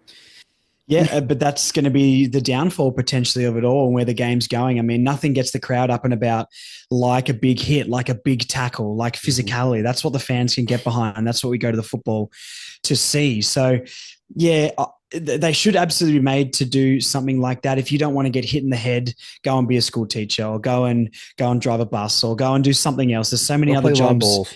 That's right. There's so many things out there you can do to make money that isn't going to affect you. But if you want the glitz, the glamour, the sponsorships, the life memberships, the highlights in your life, you have to put your body on the line because that's what people for generations have done in this game. Mhm. Those players from the '80s coming back and talking about the concussions and CTE stuff, which is absolutely a serious issue. I'm not shying away from that for a second. But that's also the same generation that King hits people on the field Mhm. and would say that the younger generation is soft and all that sort of stuff. So, that I don't know all the context around it. That's just a very blanketed opinion. But, we don't, I Not understand an the off one though. hesitancy, but like, I understand the hesitancy around it all, but let's be serious. It's compromising the game at a level that's unacceptable at this point. And I don't see it ever changing, though, to be honest. I reckon within 5 years, everyone's wearing helmets. And I think that's just the path we have to go down, to be honest, because I know the helmets scientifically haven't been proven to stop anything severely, but as long as it looks like they're trying to do something that protects the AFL's ass. So, yeah, look, it's sad for the AFL. I'm very interested to see how suspensions play out for the rest of the year because I can absolutely promise you this: if Patrick Cripps does something, he will not be getting suspended whatsoever. So Mhm. there's favoritism. It's a boys' club. The smaller teams get shafted, lesser known players get shafted, and the big boys get propped up. So yeah, we'll see how it goes. But disappointing. Even some of the other ones getting rubbed out as well. I think they were all pretty. I don't know, like the Scrimshaw one is very, very clumsy, and I Mhm. think that's a bit stupid. So that's probably suspendable, maybe a week. Two max, The but not. I think three's a yeah, little. Again, it's Jordan Ridley is a little bit more concussion prone. Again, it's another one of those where Scrimshaw pays a little bit for mm. Ridley's health. Well, So maybe if you're too concussion prone, you should have to wear a little blue bib out on the field so people don't have to tackle you like a 10-year-old child playing Oz kick. So if I don't you're on know. the field, I don't care what you've got. And I know you agree with this too, but if you're on that football field, You're you fair should be game. seen as 100% ready Yep. to play AFL football. And if you're nursing an injury, too bad. We've seen so many times. There was this, I can't remember which players it was, but one of the players had a broken hand in a grand final. Maybe it was the St Kilda Collingwood ones, or he had a broken finger, and one of the other players was knocking him on the hand the whole game. Ah, Fair yeah, I play, remember that. Yep. because I don't remember exactly the two You come players, into but it, it's like a bullseye. Yep. you're here, my friend, and you are here to be niggled and hit and poked at. If you're on the ground, you are fair game. So it's head high issues and things like that are absolutely serious, but it's so black and white when there's intent to hurt, or it's reckless, or it's not. And the Jackson Archer one, and even the Tom Lynch one, where it was sort of it was a bit clumsy maybe, but it's a 2 meter bloke and his shoulder went in. Yes, it's another ruckman, and I understand that, but like, God, it's soft, isn't it? And it just boils my blood, mate. No, I 100% get it. Like I said, it's very frustrating, and especially when one of your players gets rubbed out, and you're like, and again, there's a little bit of the circle the wagons. You want to defend your guys, and like I said, I try not to let my Swans fandom, but like I said, it's just very frustrating that McInerney is being punished for Starcevic's lack of health. And again, I'm not trying to delegitimize Starcevic again. I want him to be on No, the but he's on the field. field, mate. Like he's But on the the pro field. but the problem is like, dude, you shouldn't be out there if Yep. an innocuous hit like that is going to concuss you. And again, heard the rumors that people say if you get enough concussions, the point where a butterfly can land on the top of your head and you can get a concussion. So that's kind of the thing that's very frustrating for it. It's like should Starcevich really think about retiring because if he can't handle some of the bumps that are going to happen in a footy match, Yep. he's maybe not there. And again, I'm not trying to victim blame this on that one, but that is rather frustrating as a No, it is. supporter that my guy gets rubbed off because your guy can't handle it. Like if it's if not that player trying to. is the one with the problem, then it's up to you for your own. The players don't have a duty of care for you. You've got a duty of care for you. And Yeah, if you don't think that it's and going to even the benefit your physios life too. after football, 100% the medical staff. If all the tests show that you're like Jai Simpkin, he's had a couple of concussions. If he gets a couple more this year and it's going to affect his future, then maybe he should hang it up. And I don't want Jai Simpkin to hang it up. I love Jai Simpkin, but Hmm. don't affect the game and don't be a detriment to the game if you're the one with Yep, the issue. It's not up to other people to 100%. fix your problems. You're a grown man. It's up to you to fix your problems and sometimes make some tough decisions. Us who with normal jobs make them in everyday life. Yep. And footballers are no exception to that. And it's time Hmm. to stop blaming other people for your problems and take control of your own life a little bit. And if that means you have to hang up the boots early, then that's unfortunately the case is going to have to be. But I'm sure Yep. there'll be plenty of job offers out there for an ex-footballer that they can find and live a happy life as long as they're good with their money. I'm a barber, mate. I make a barber's wage and I'm pretty happy. I've got my own Hmm. place. I go on holidays. I'm doing okay. So Yep. maybe just give up the Ferrari and get a BMW M3 or something and you'll be okay. No, just get a Ford. Just get a Ford. You can, Yeah. you can, Toyota Corollas are but pretty reliable, mate, we I've heard. I exactly no, it's so we could talk this one to death. And again, like I Yes. said, I'm 100% with you. Like I said, we talked off mic. I was yelling at my Mm. iPad with some of the takes. Like again, I get it, but to vilify Jackson Archer the way some of these media and journalists Rubbish. have done it's absolute crap because you stop talking about duty of care when there's sometimes you just don't have enough time to think about somebody The else's duty. players don't have enough time on the field to be like, oh yeah, that's that bloke who got a couple of concussions last year. So maybe I'll just pull out a little bit, or maybe I won't. By the time Exactly. that thought's processed, the play was done 10 seconds ago, mate. So Exactly. it's Nope. just ridiculous. 100%. It's idiocy, but I'm used to it by now. Again, no, I 100% on that one. So we'll move on. We've had our For sure. soapbox Probably moment. for the We'll best. put it away. It's fine. I love these type of discussions because Mm. sometimes they are ones that I think they're not talked about as much in a more rational way. They're thought of in present day thought processes. Sometimes it doesn't go over well. So we kind of discussed this just the tiniest bit, but I want to talk about it. Was the Hmm. Richmond win over Carlton the upset of the season already? I think well, like I said before, I think it depends where you rank Carlton. And I don't Hmm. rank Carlton as a top four team. And being round one, look, I will say when North absolutely go and smash Geelong, that will probably be the upset of the season. But until then, look, obviously with the limited games so far, 100%. I personally didn't rank Carlton as much of a threat for a premiership. So maybe not the upset of the season, but it's definitely an upset that no one expected coming. We had a barber at work who's a massive Richmond fan. He was telling us he's tipped him. He did tip him, but that was completely heart related. There was no head Hmm. thought process in that whatsoever. And good on him. I'm happy for him. But yeah, upset of the season. I think it really depends where you rank Carlton because I think Carlton are seventh on the ladder ish. Yeah, I think it's just more of how little expectation was on Richmond, I think is the reason Yeah. why. I don't even think I really honestly, as long as Carlton doesn't finish bottom four, I think you could make the argument. It's just because there was talk of people saying, is Richmond even going to win a game? Because Oh, for sure. everybody looked at the Collingwood Community Series game and saw Collingwood absolutely smash Richmond. And I think everybody was going, well, this Richmond team could be worse than some of the really bad teams there for a while. So I think that's the reason why so many people were, this is such a big upset because I don't even really put Carlton and where they're going to finish in the, it's just the fact that Richmond was thought of so low that I think Oh, that's the reason why everybody was like, so for me right now, it's going to be hard to top this unless say you see like Richmond not do very well and then get another Well, like that's the thing, insane isn't win, it? like Like, what knocking are they off going to do next GWS. week?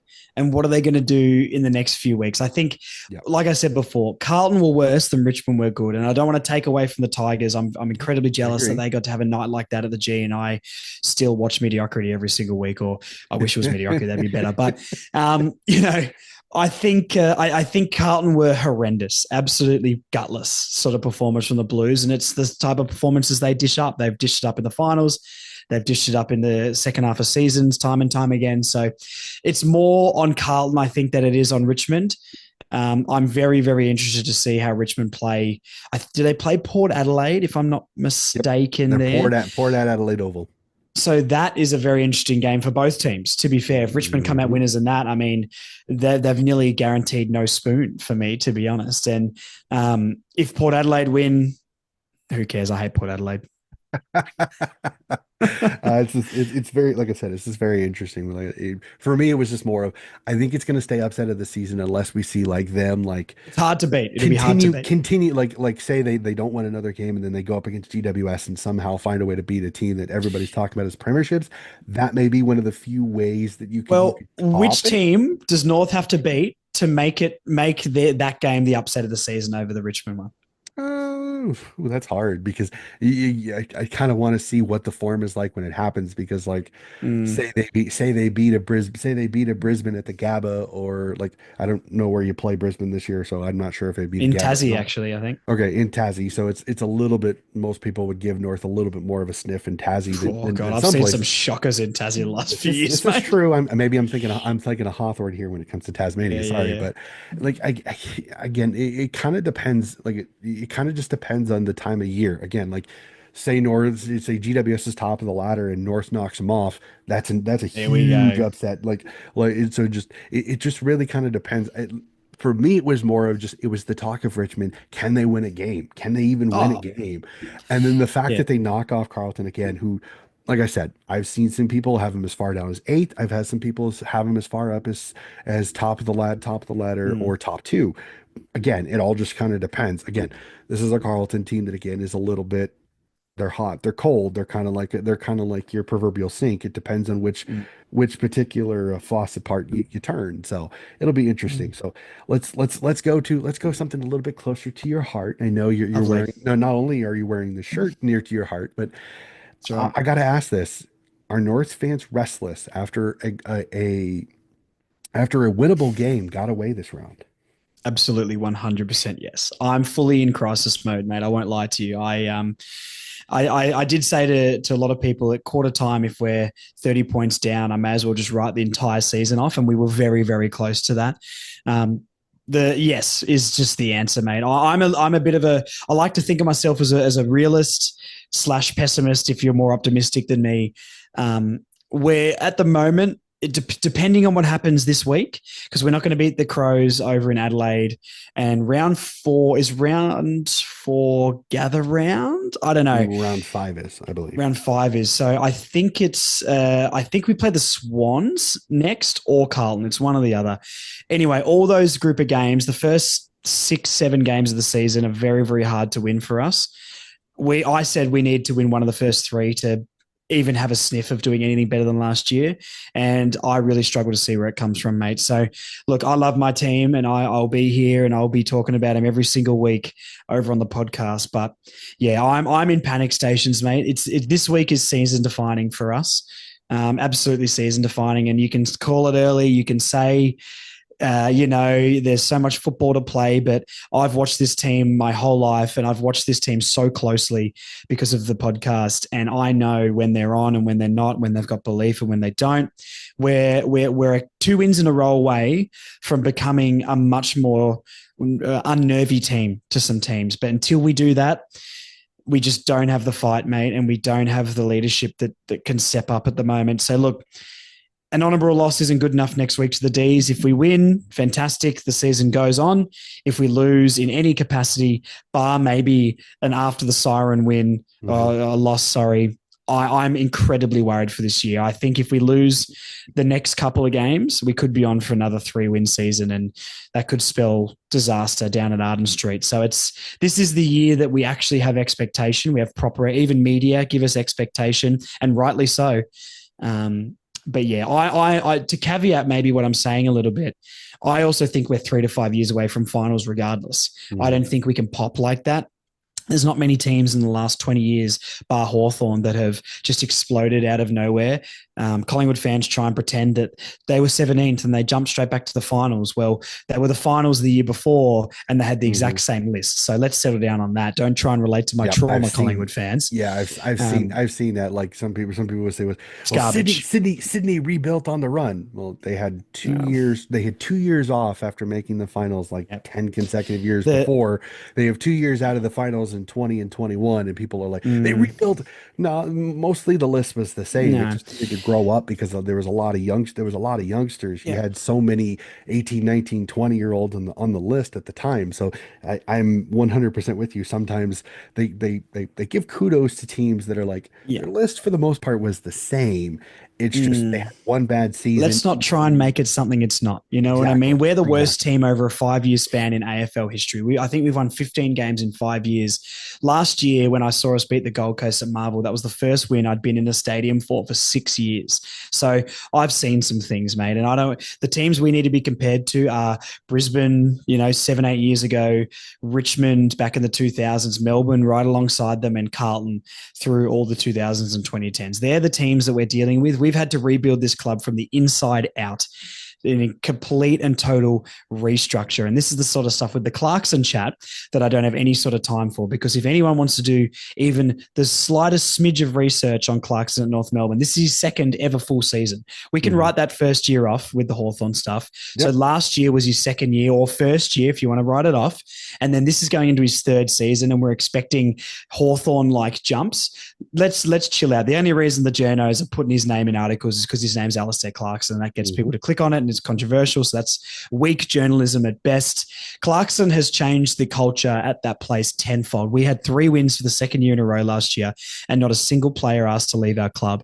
And that's all because of Alistair Clarkson and the culture he Mhm. is setting. Is he going to be our premiership coach? I don't believe so. I think he breeds the next generation of coach that might get us over the top, almost like a Paul Roos at Melbourne situation, when they finally went over to Goodwin and they got the premiership. So, Mhm. look, to sum all this up, I am incredibly worried, very, very, very worried. I'm a pessimist at heart, unfortunately, just because I know what I've seen for the last 5 years. And I want to believe it's going to pop, like Hawthorn so much, mate, but I don't. And I will be there. I'll be at the games. I'll be talking about it every week, and I'll be rooting for this team like you would not believe. But I'm on a bit of a believe it when I see it basis with North Melbourne. I 100% understand. Twice, Mm, it's one of those once bitten, twice. I can't know. Shoot, I totally messed that one up. But it's one of those. It's fool me once, shame on you. Fool me twice, shame on me. for Type of sure. situation. No, totally understand. And but here's the thing that I'll say this though, Mm, as somebody is that I respect guys like you, Marnie Cohen, one of your other co-hosts, is that you guys are diehards. You never jump ship. You're always there for the club, and I respect that because again, being over here in the States, we're a very fickle society. We like winners, mm, so it's like I said, I use the one is that Tom Brady fans that they were all New England Patriots fans, and as soon as Brady goes to the Bucks, now all of a sudden they're Bucks fans. What? Bucks fans. Huh? LeBron So James is the same in the basketball. Yeah, Exactly. So it's like it is kind of one of those where it's like for me as a sports fan that like I said I picked my teams. I have not changed any of my teams. I'm one of those I pick, I stay. I respect fans like you that you stay even during the hard times because mm, that it just makes when you do win not much so sweeter. much So again, sweeter. I so agree. again, all respect to you again. I'm hoping I have a soft spot for North Melbourne, not just because there's a few couple of former Swans that are there. It's just because I respect the club as a whole because you've always had to fight up against the bigger Mm-hmm. Victorian teams. Sometimes you land some knockouts, which I truly appreciate. So again, wishing green shoots very soon for you, sir. And I can't wait for those days when I can tune into a Further North podcast and you're talking about finals. I cannot wait. Oh, Seriously, imagine. I cannot wait. So, It'll be the well, most obnoxious podcast you've ever heard, mate. I'll be an absolute lunatic. You'll turn it off because I'll be that ridiculous. no, I will love it because you'll have earned it. You'll I've have earned earned it, it, and yeah, that's the for biggest sure. thing for that is that sometimes you got to be a little bit sometimes you got to be a little bit Mm, narcissistic as a fan. You just got to take it in and enjoy the shit out of it. So, absolutely. 100% with you. So, we'll jump to the part of the podcast I usually do a power rankings, but I wait till after round five. I want to get 5 games in for everybody before I do my power rankings. So we'll wait on that. But we do team of the week. And this is how I do this, Josh, is that I'm one of those that I think scoreboard impact is a little bit more. Everybody says, well, disposals. I think sometimes disposals can be one of the most overrated stat ever. So Mm-hmm. what I do is I put it together team of the week with an emphasis on score involvements and goals. So sometimes you're going to hear a few names that aren't going to make any sense to some people, but if you pay attention to who's kicking goals, how they're impacting the sport, it'll make a little bit more sense. So here is my team of the week. I always start on defense, and we'll see what you think of this team of the week at the end after we're done. So we'll start in the fullback line. At the fullback spot, we'll have Jacob Wiedering of the Carleton Blues, Collingwood's Brandon Maynard, and Geelong's Jack Henry. Along the halfback line, we see Brisbane's Dane Zorko, the Western Bulldogs' Bailey Dale, and Gold Coast's Daniel Rioli. Through the centers on the wings, I do pick wings, which I know is an odd and novel thing to do. But on my wings, we have Jack Ross of the Richmond Tigers and Isaac Cumming of the Adelaide Crows. Through the center at the ruck, we have Toby Nankervis of the Richmond Tigers. Through the center of the midfield, we have Gold Coast Tuke Miller, Adelaide's Jordan Dawson, and Melbourne's Christian Petraka. Through the half forward line, we have Jeremy Cameron of the Geelong Cats, Murphy Reed of Fremantle. Yes, he kicks 4 goals in the span of 8 minutes, but he kicks 4 goals, so Four got to goals is four goals. exactly. And then Brisbane's Zach Bailey, who kicked 4 goals against the Sydney Swans.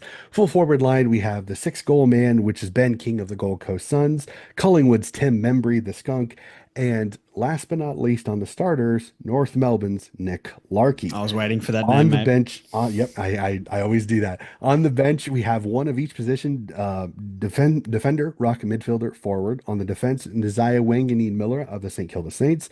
Our ruck is Sam DeConning of the Geelong Cats. The midfielder is Essendon's Zach Merritt, and the forward is Darcy Fogarty of the Adelaide Crows. So that is my team of the week for round one. Your thoughts? I don't mind it, mate. Can I be a bit biased here and try and put Paul Curtis as the sub for his 3 goal quarter in the last to try and claw us back? I have never thought about a sub, but I really probably should now that it's pretty consistent. That is a good thought. Mm, He did have a fantastic game.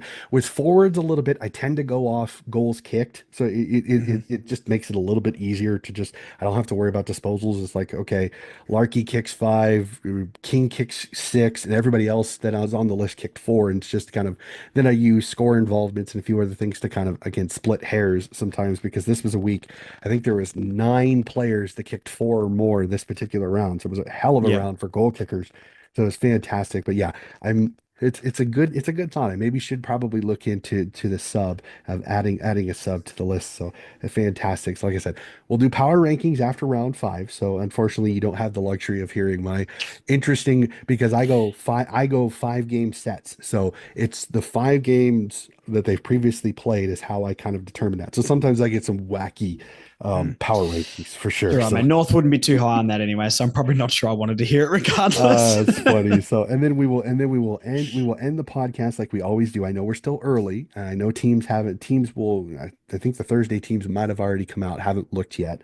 So we'll do the tipping for round two. Do you mind? We'll do some tips and have some fun with this, okay? Sure.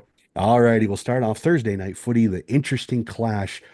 Carlton v Hawks, MCG. Who do you like?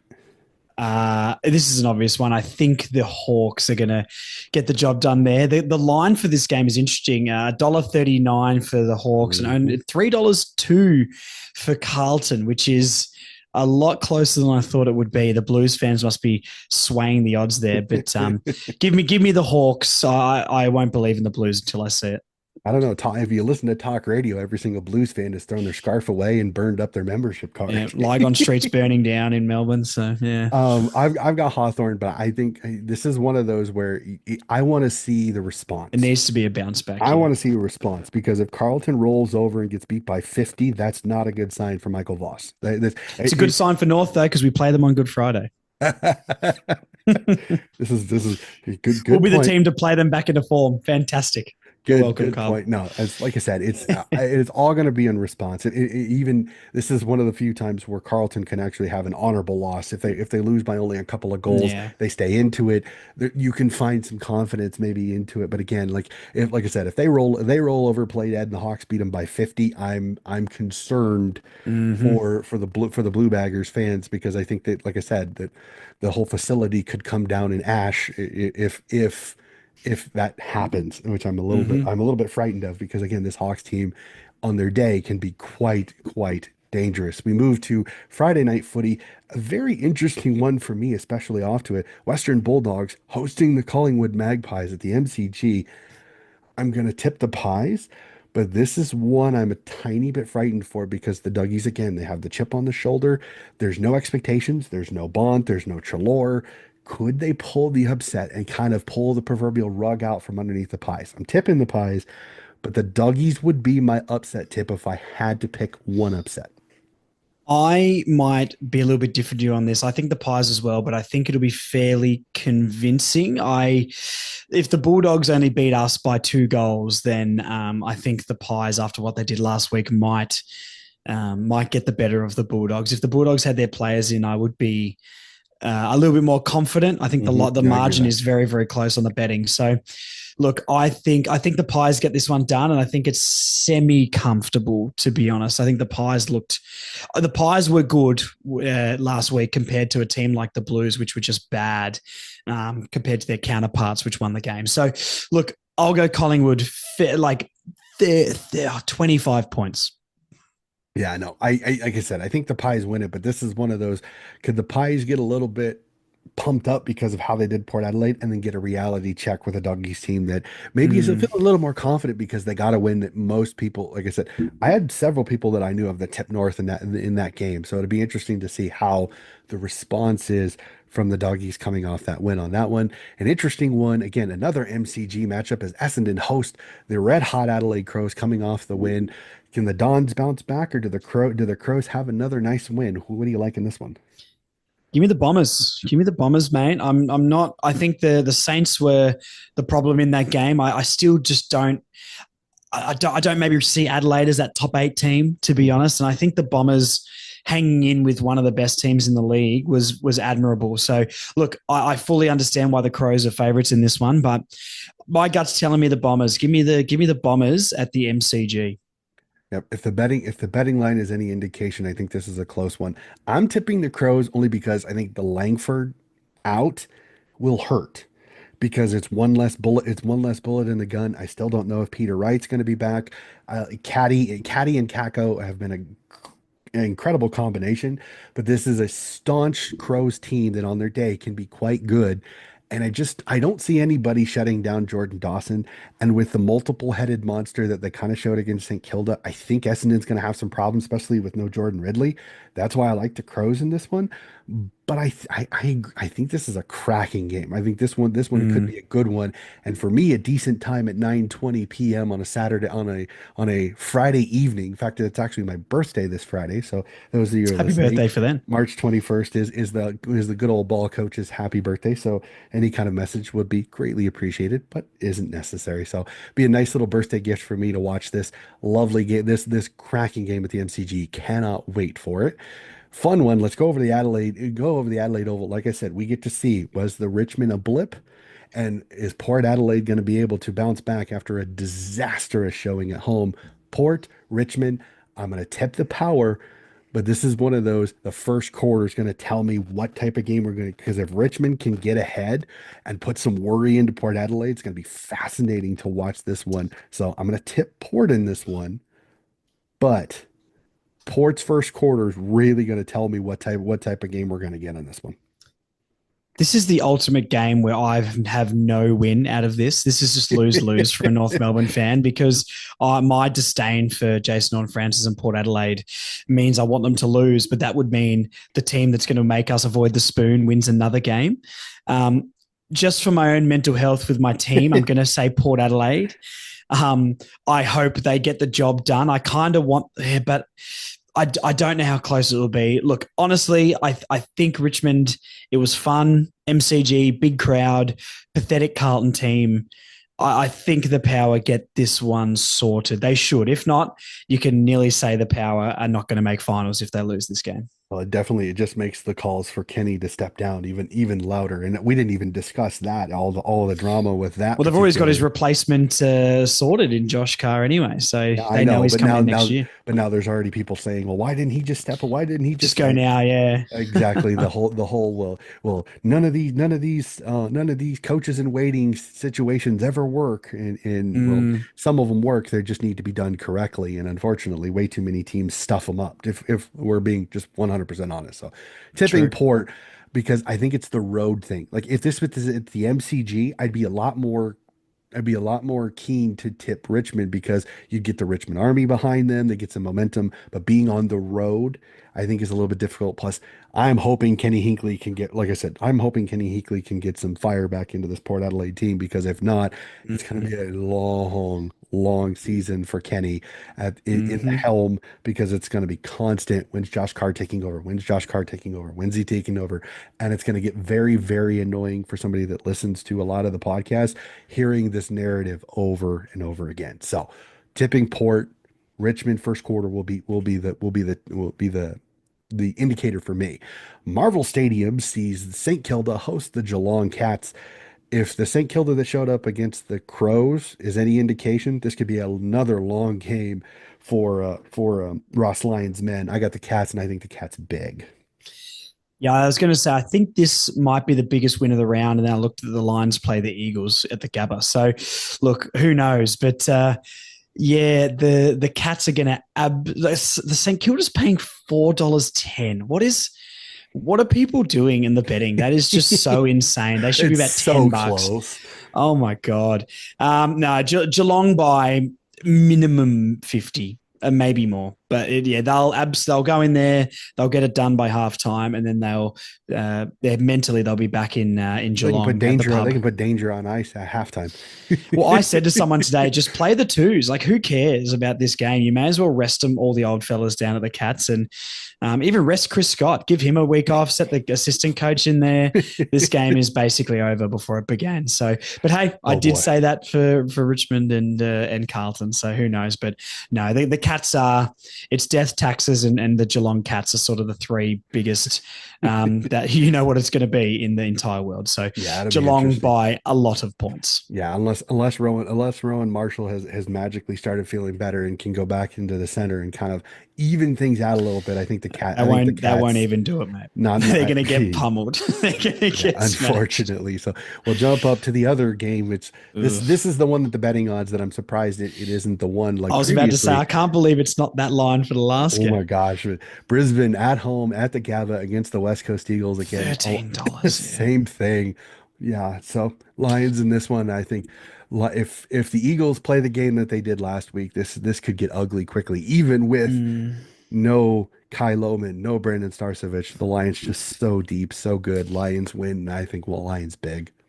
yeah, I agree. I don't think West Coast really have much of a chance, and the betting suggests so. So, yeah, look, good luck, West Coast, but you might have a percentage of about 20 after this week. So, who knows? I don't give the Eagles much hope here. The Lions should get it done, regardless of their you know few players that are missing and maybe lack of a good key forward, but it doesn't really matter. The Eagles looked a lot worse than I thought they would look last week. So yeah, Lions big.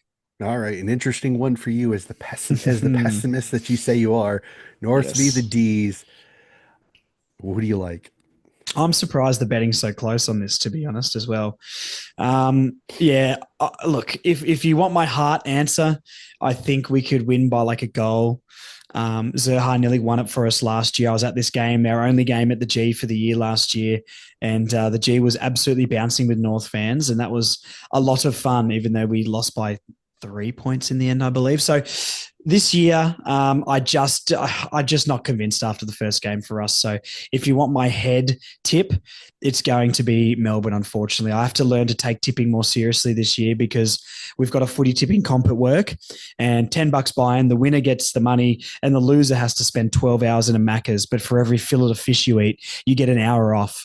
And if I'm going to be avoiding the fillet of fish, I need to be tipping against my team, unfortunately. So I've the D's. I've had a few people ask me because like I said, everybody knows I'm a Swan supporter, but I can't tell you how many times I tip against them, and in my logic is this: if I get the tip right, I Hedge get your the tip bets. right. If I tip the tip wrong, my team wins. So it's a win-win either way. It's So a win-win. it's one of those. It's how I kind of justify sometimes tipping it because I tipped Brisbane this last week, but I said that this is one of those many that I've done before where I think that they've got a chance, but they're playing a team that I think is better. So I'm going to tip against the Swans. Mm, But like I said, Swans win. Hey, my team wins. If my team loses, then I get the tip right. So it's a win-win either way. So it's the funniest thing. I'm going to tip the D's in this one. But again, I'm interested to see the first quarter because that was a tough slog of a game between them and GWS last week. Will there be a little bit of fatigue, and can Under the Roof help out North when it comes to kind of balance everything out? Well, the biggest question will be, I agree with you. I think the D's just a little bit too good, especially if Petrarca and Oliver are on. But mhm. sometimes they have off games. You never know. So I'll be The other fascinated. thing for us quickly is we won't have Charlie Comben, Griffin Logue, and Jackson Archer because Logue did his hamstring, Chom's Yeah. rolled an ankle. Apparently, he could potentially get up, but Logue's definitely ruled out. Archer's obviously gone. And Hmm. Charlie Comben, I don't think will get up. I probably wouldn't be risking his ankle round two of a season where we're probably Same not going thing. to be doing very well anyway. So, yeah, the D's, yeah. Yeah, some of the outs are in the worst possible part of the ground. Even though again the D's are not exactly known for their high flying offense, they've always been a team that Mm, gets tons. They get tons of entries, but are not always as effective kicking the goal. So this might be the one game that losing so many defenders, it might not hurt you as bad as say you play Hawthorn or you play a GWS where they've got sure. multiple options going forward. So 100%. The last game of the round since Gold Coast and GWS have a nice little sit at home this week sees Optus Stadium in a fascinating one on this one. Fremantle v Sydney. Who do you like in this one? Oh, this could be potentially game of the round, I think. Give me the Swans. I still believe. I still believe that I don't know how I feel about the McCartan Fort. Like I like McCartan Fort, I guess, but then I think it leaves such a big hole Melican down going back. down, I think might move McCartan back because, like I said, Is it's Aaron, Melican not playing? Melican has a groin injury, and Okay. I believe he's out. Again, I'm Okay. jumping That to might sway conclusions. my They pick might put then. Aaron Francis back there, which I mean, again, Mm, like I said earlier in the podcast, he's another one that a lot like Sam Reed that he can never do anything right because when he does something right, well, he's doing his job, and if he does something wrong, he's the biggest oaf and flog running the world. He literally Aaron Francis is in a no-win situation with the Swans sometimes. So I'm interested, like I said, will Aaron Francis come in and then they keep McCartan forward, or will Dean Cox go, okay, I'm just gonna move Tommy back. Hopefully Hayden McLean is healthy. He steps into that full forward position. Since Logan McDonald won't be back until after the bye. So that could be your remedy if you're still mm, worried about Aaron Francis coming off his concussion. So that's the possibility I could see, that it's McCartan back to fullback and McLean in at full. McLean mm. comes in at If full you bring forward. in McLean, if you bring in I like McLean. I mean, I don't know what I see necessarily in him. I think he's a little bit of a. I don't think he's as good as I think he is personally, but I like him as a player. I think he could be really, really good, and I think he could step up another level. I'm just probably waiting to see it from him, but if you can bring in him, is there any chance Logan McDonald is back, or are we After the not bye, getting that? after the bye, after round three Okay, is the okay. earliest they could get him back. They said that he's progressing, he's Yeah. full training, but he won't be back. I also heard discussions at training that he's been training in the back line. So I'm interested to see if that again, Dean I Cox mean, he can has mark the ball, just can't kick the ball, I guess. So you may as well get him back there intercepting. he can kick. He's just it seems like when there's a little bit of pressure put on him last Well, year, that's when he had some the issues. important kicks, yeah. Unfortunately, but he's still a pretty serviceable. He's kicked goals. The biggest issue he ran into is that he either had to deal with Buddy or he has the fact that he had three talls that he kind of had to deal with McLean, Armati, and himself in last year. So none of them really ate very well, like a Nick Larkey at Mm, North, where he's the option. The problem with the Swans last year was is the fact is that it would be one game Logan would do well, then Armati would do well, then McLean would do well, and they never all did well in one game. It was always one or one, maybe two max, and then the other just kind of fed on mm. scraps but didn't do much. I think I might swerve on my pick. I think. Give me the. It's so close. Give me the Dockers. I want the Swans to win, but give me the Dockers. Unfortunately, I'm sorry, mate. You know, you're fine because I'm tipping Fremantle too at home. I know the Swans play well. I know the Swans play well at Optus Stadium. They actually have played really well up there. This is one of those I want to see Fremantle's first quarter. I want to see Fremantle's first quarter because after the shellacking you just took at Geelong, if you lay an egg in the first quarter and let Sydney get a 2 or 3 4 goal lead, Mm, man, how is that cauldron of Optus Stadium going to handle that? Because the Fremantle Dockers fans have been told all offseason, you got a chance to be top four, you got a chance to be in the finals, you got a chance to maybe get Fremantle's first ever flag. Man, the Fremantle Dockers fans are going to get feral quickly if this goes sour quickly. I think they respond. The biggest question will be is how does Brody Grundy, Luke Jackson, how does that go? Because if Brody Grundy can get Chad Warner, Isaac Heaney, and the youngsters some touch and footy early, and like I said, can get a 2 or 3 goal lead, it could be a long day for Fremantle in that cauldron that is Optus Stadium. I'm going to tip Fremantle because I think Longmuir gets them up, but it is a very much watch and see because again, Sydney is a dangerous team despite some of the losses that they will have. There's still a lot of talent and a lot of danger on that list. So I'm gonna tip Fremantle, but I think Sydney is there. In the first quarter is going to be absolutely critical for Fremantle. They have to get at least a 2 goal lead on Sydney, get the crowd involved, and then I think they'll have an okay day. If Sydney gets a 2 3 4 goal lead, it could be a long day for them in Optus Stadium. So it'll be fascinating one on that one. So, well, Josh, that is it. That is all 9 games tipped. We've had a incredible discussion. It was so much fun. I know you and I had so much fun when I hopped on the Further North podcast. So I had to get you mm. on as a co-host because you're a footy head like me. You love talking footy. You love discussing the topics. It's fun. Your pessimism on your team sometimes is I actually appreciate it because I see way so many one-eyed fans that are just like, my team is fantastic. They do nothing wrong. I don't mind a pessimistic fan sometimes because they can see what's in front of them. They don't glaze over their eyeballs when it comes to their team. So I appreciate it. So um, before we hop off here, just tell us a little bit about your podcast, the Further North podcast, and how we get a hold of it for any North fans that are listening. Yeah, so for all the North fans out there, Further North podcast, Apple, Spotify, YouTube. We do film it on YouTube and do some extra content on there. Trying to be more active with short form content as well. So the TikTok is doing pretty well and a lot of reels. Instagram's the best place to be in the hub of everything. We like to get your fan questions and get the fans involved as much as we possibly can. So look, if you head over to Further North on Instagram, you'll find everything there, Spotify, Apple, YouTube to watch. We do 2 episodes a week and try to do maybe a Q&A for the fans every week if we get time as well. So lots going on over there. If you're a diehard North fan, it's the place you've absolutely got to be. And I guess the last thing we'll point out is if for the North fans out there who don't know, the North Melbourne Close to a Flag fan page on Facebook and Instagram is fantastic. And they do Bay 29 at Marvel Stadium for North home games, which I'll be at this weekend. So there are tickets to come and sit with all the admins from Close to a Flag, and myself and Marnie will be down there as well. If you love what we do, buy a ticket and come and sit with us at the game. We try and throw out a few kangas and have a good time. So that is very fun. So get around that as well.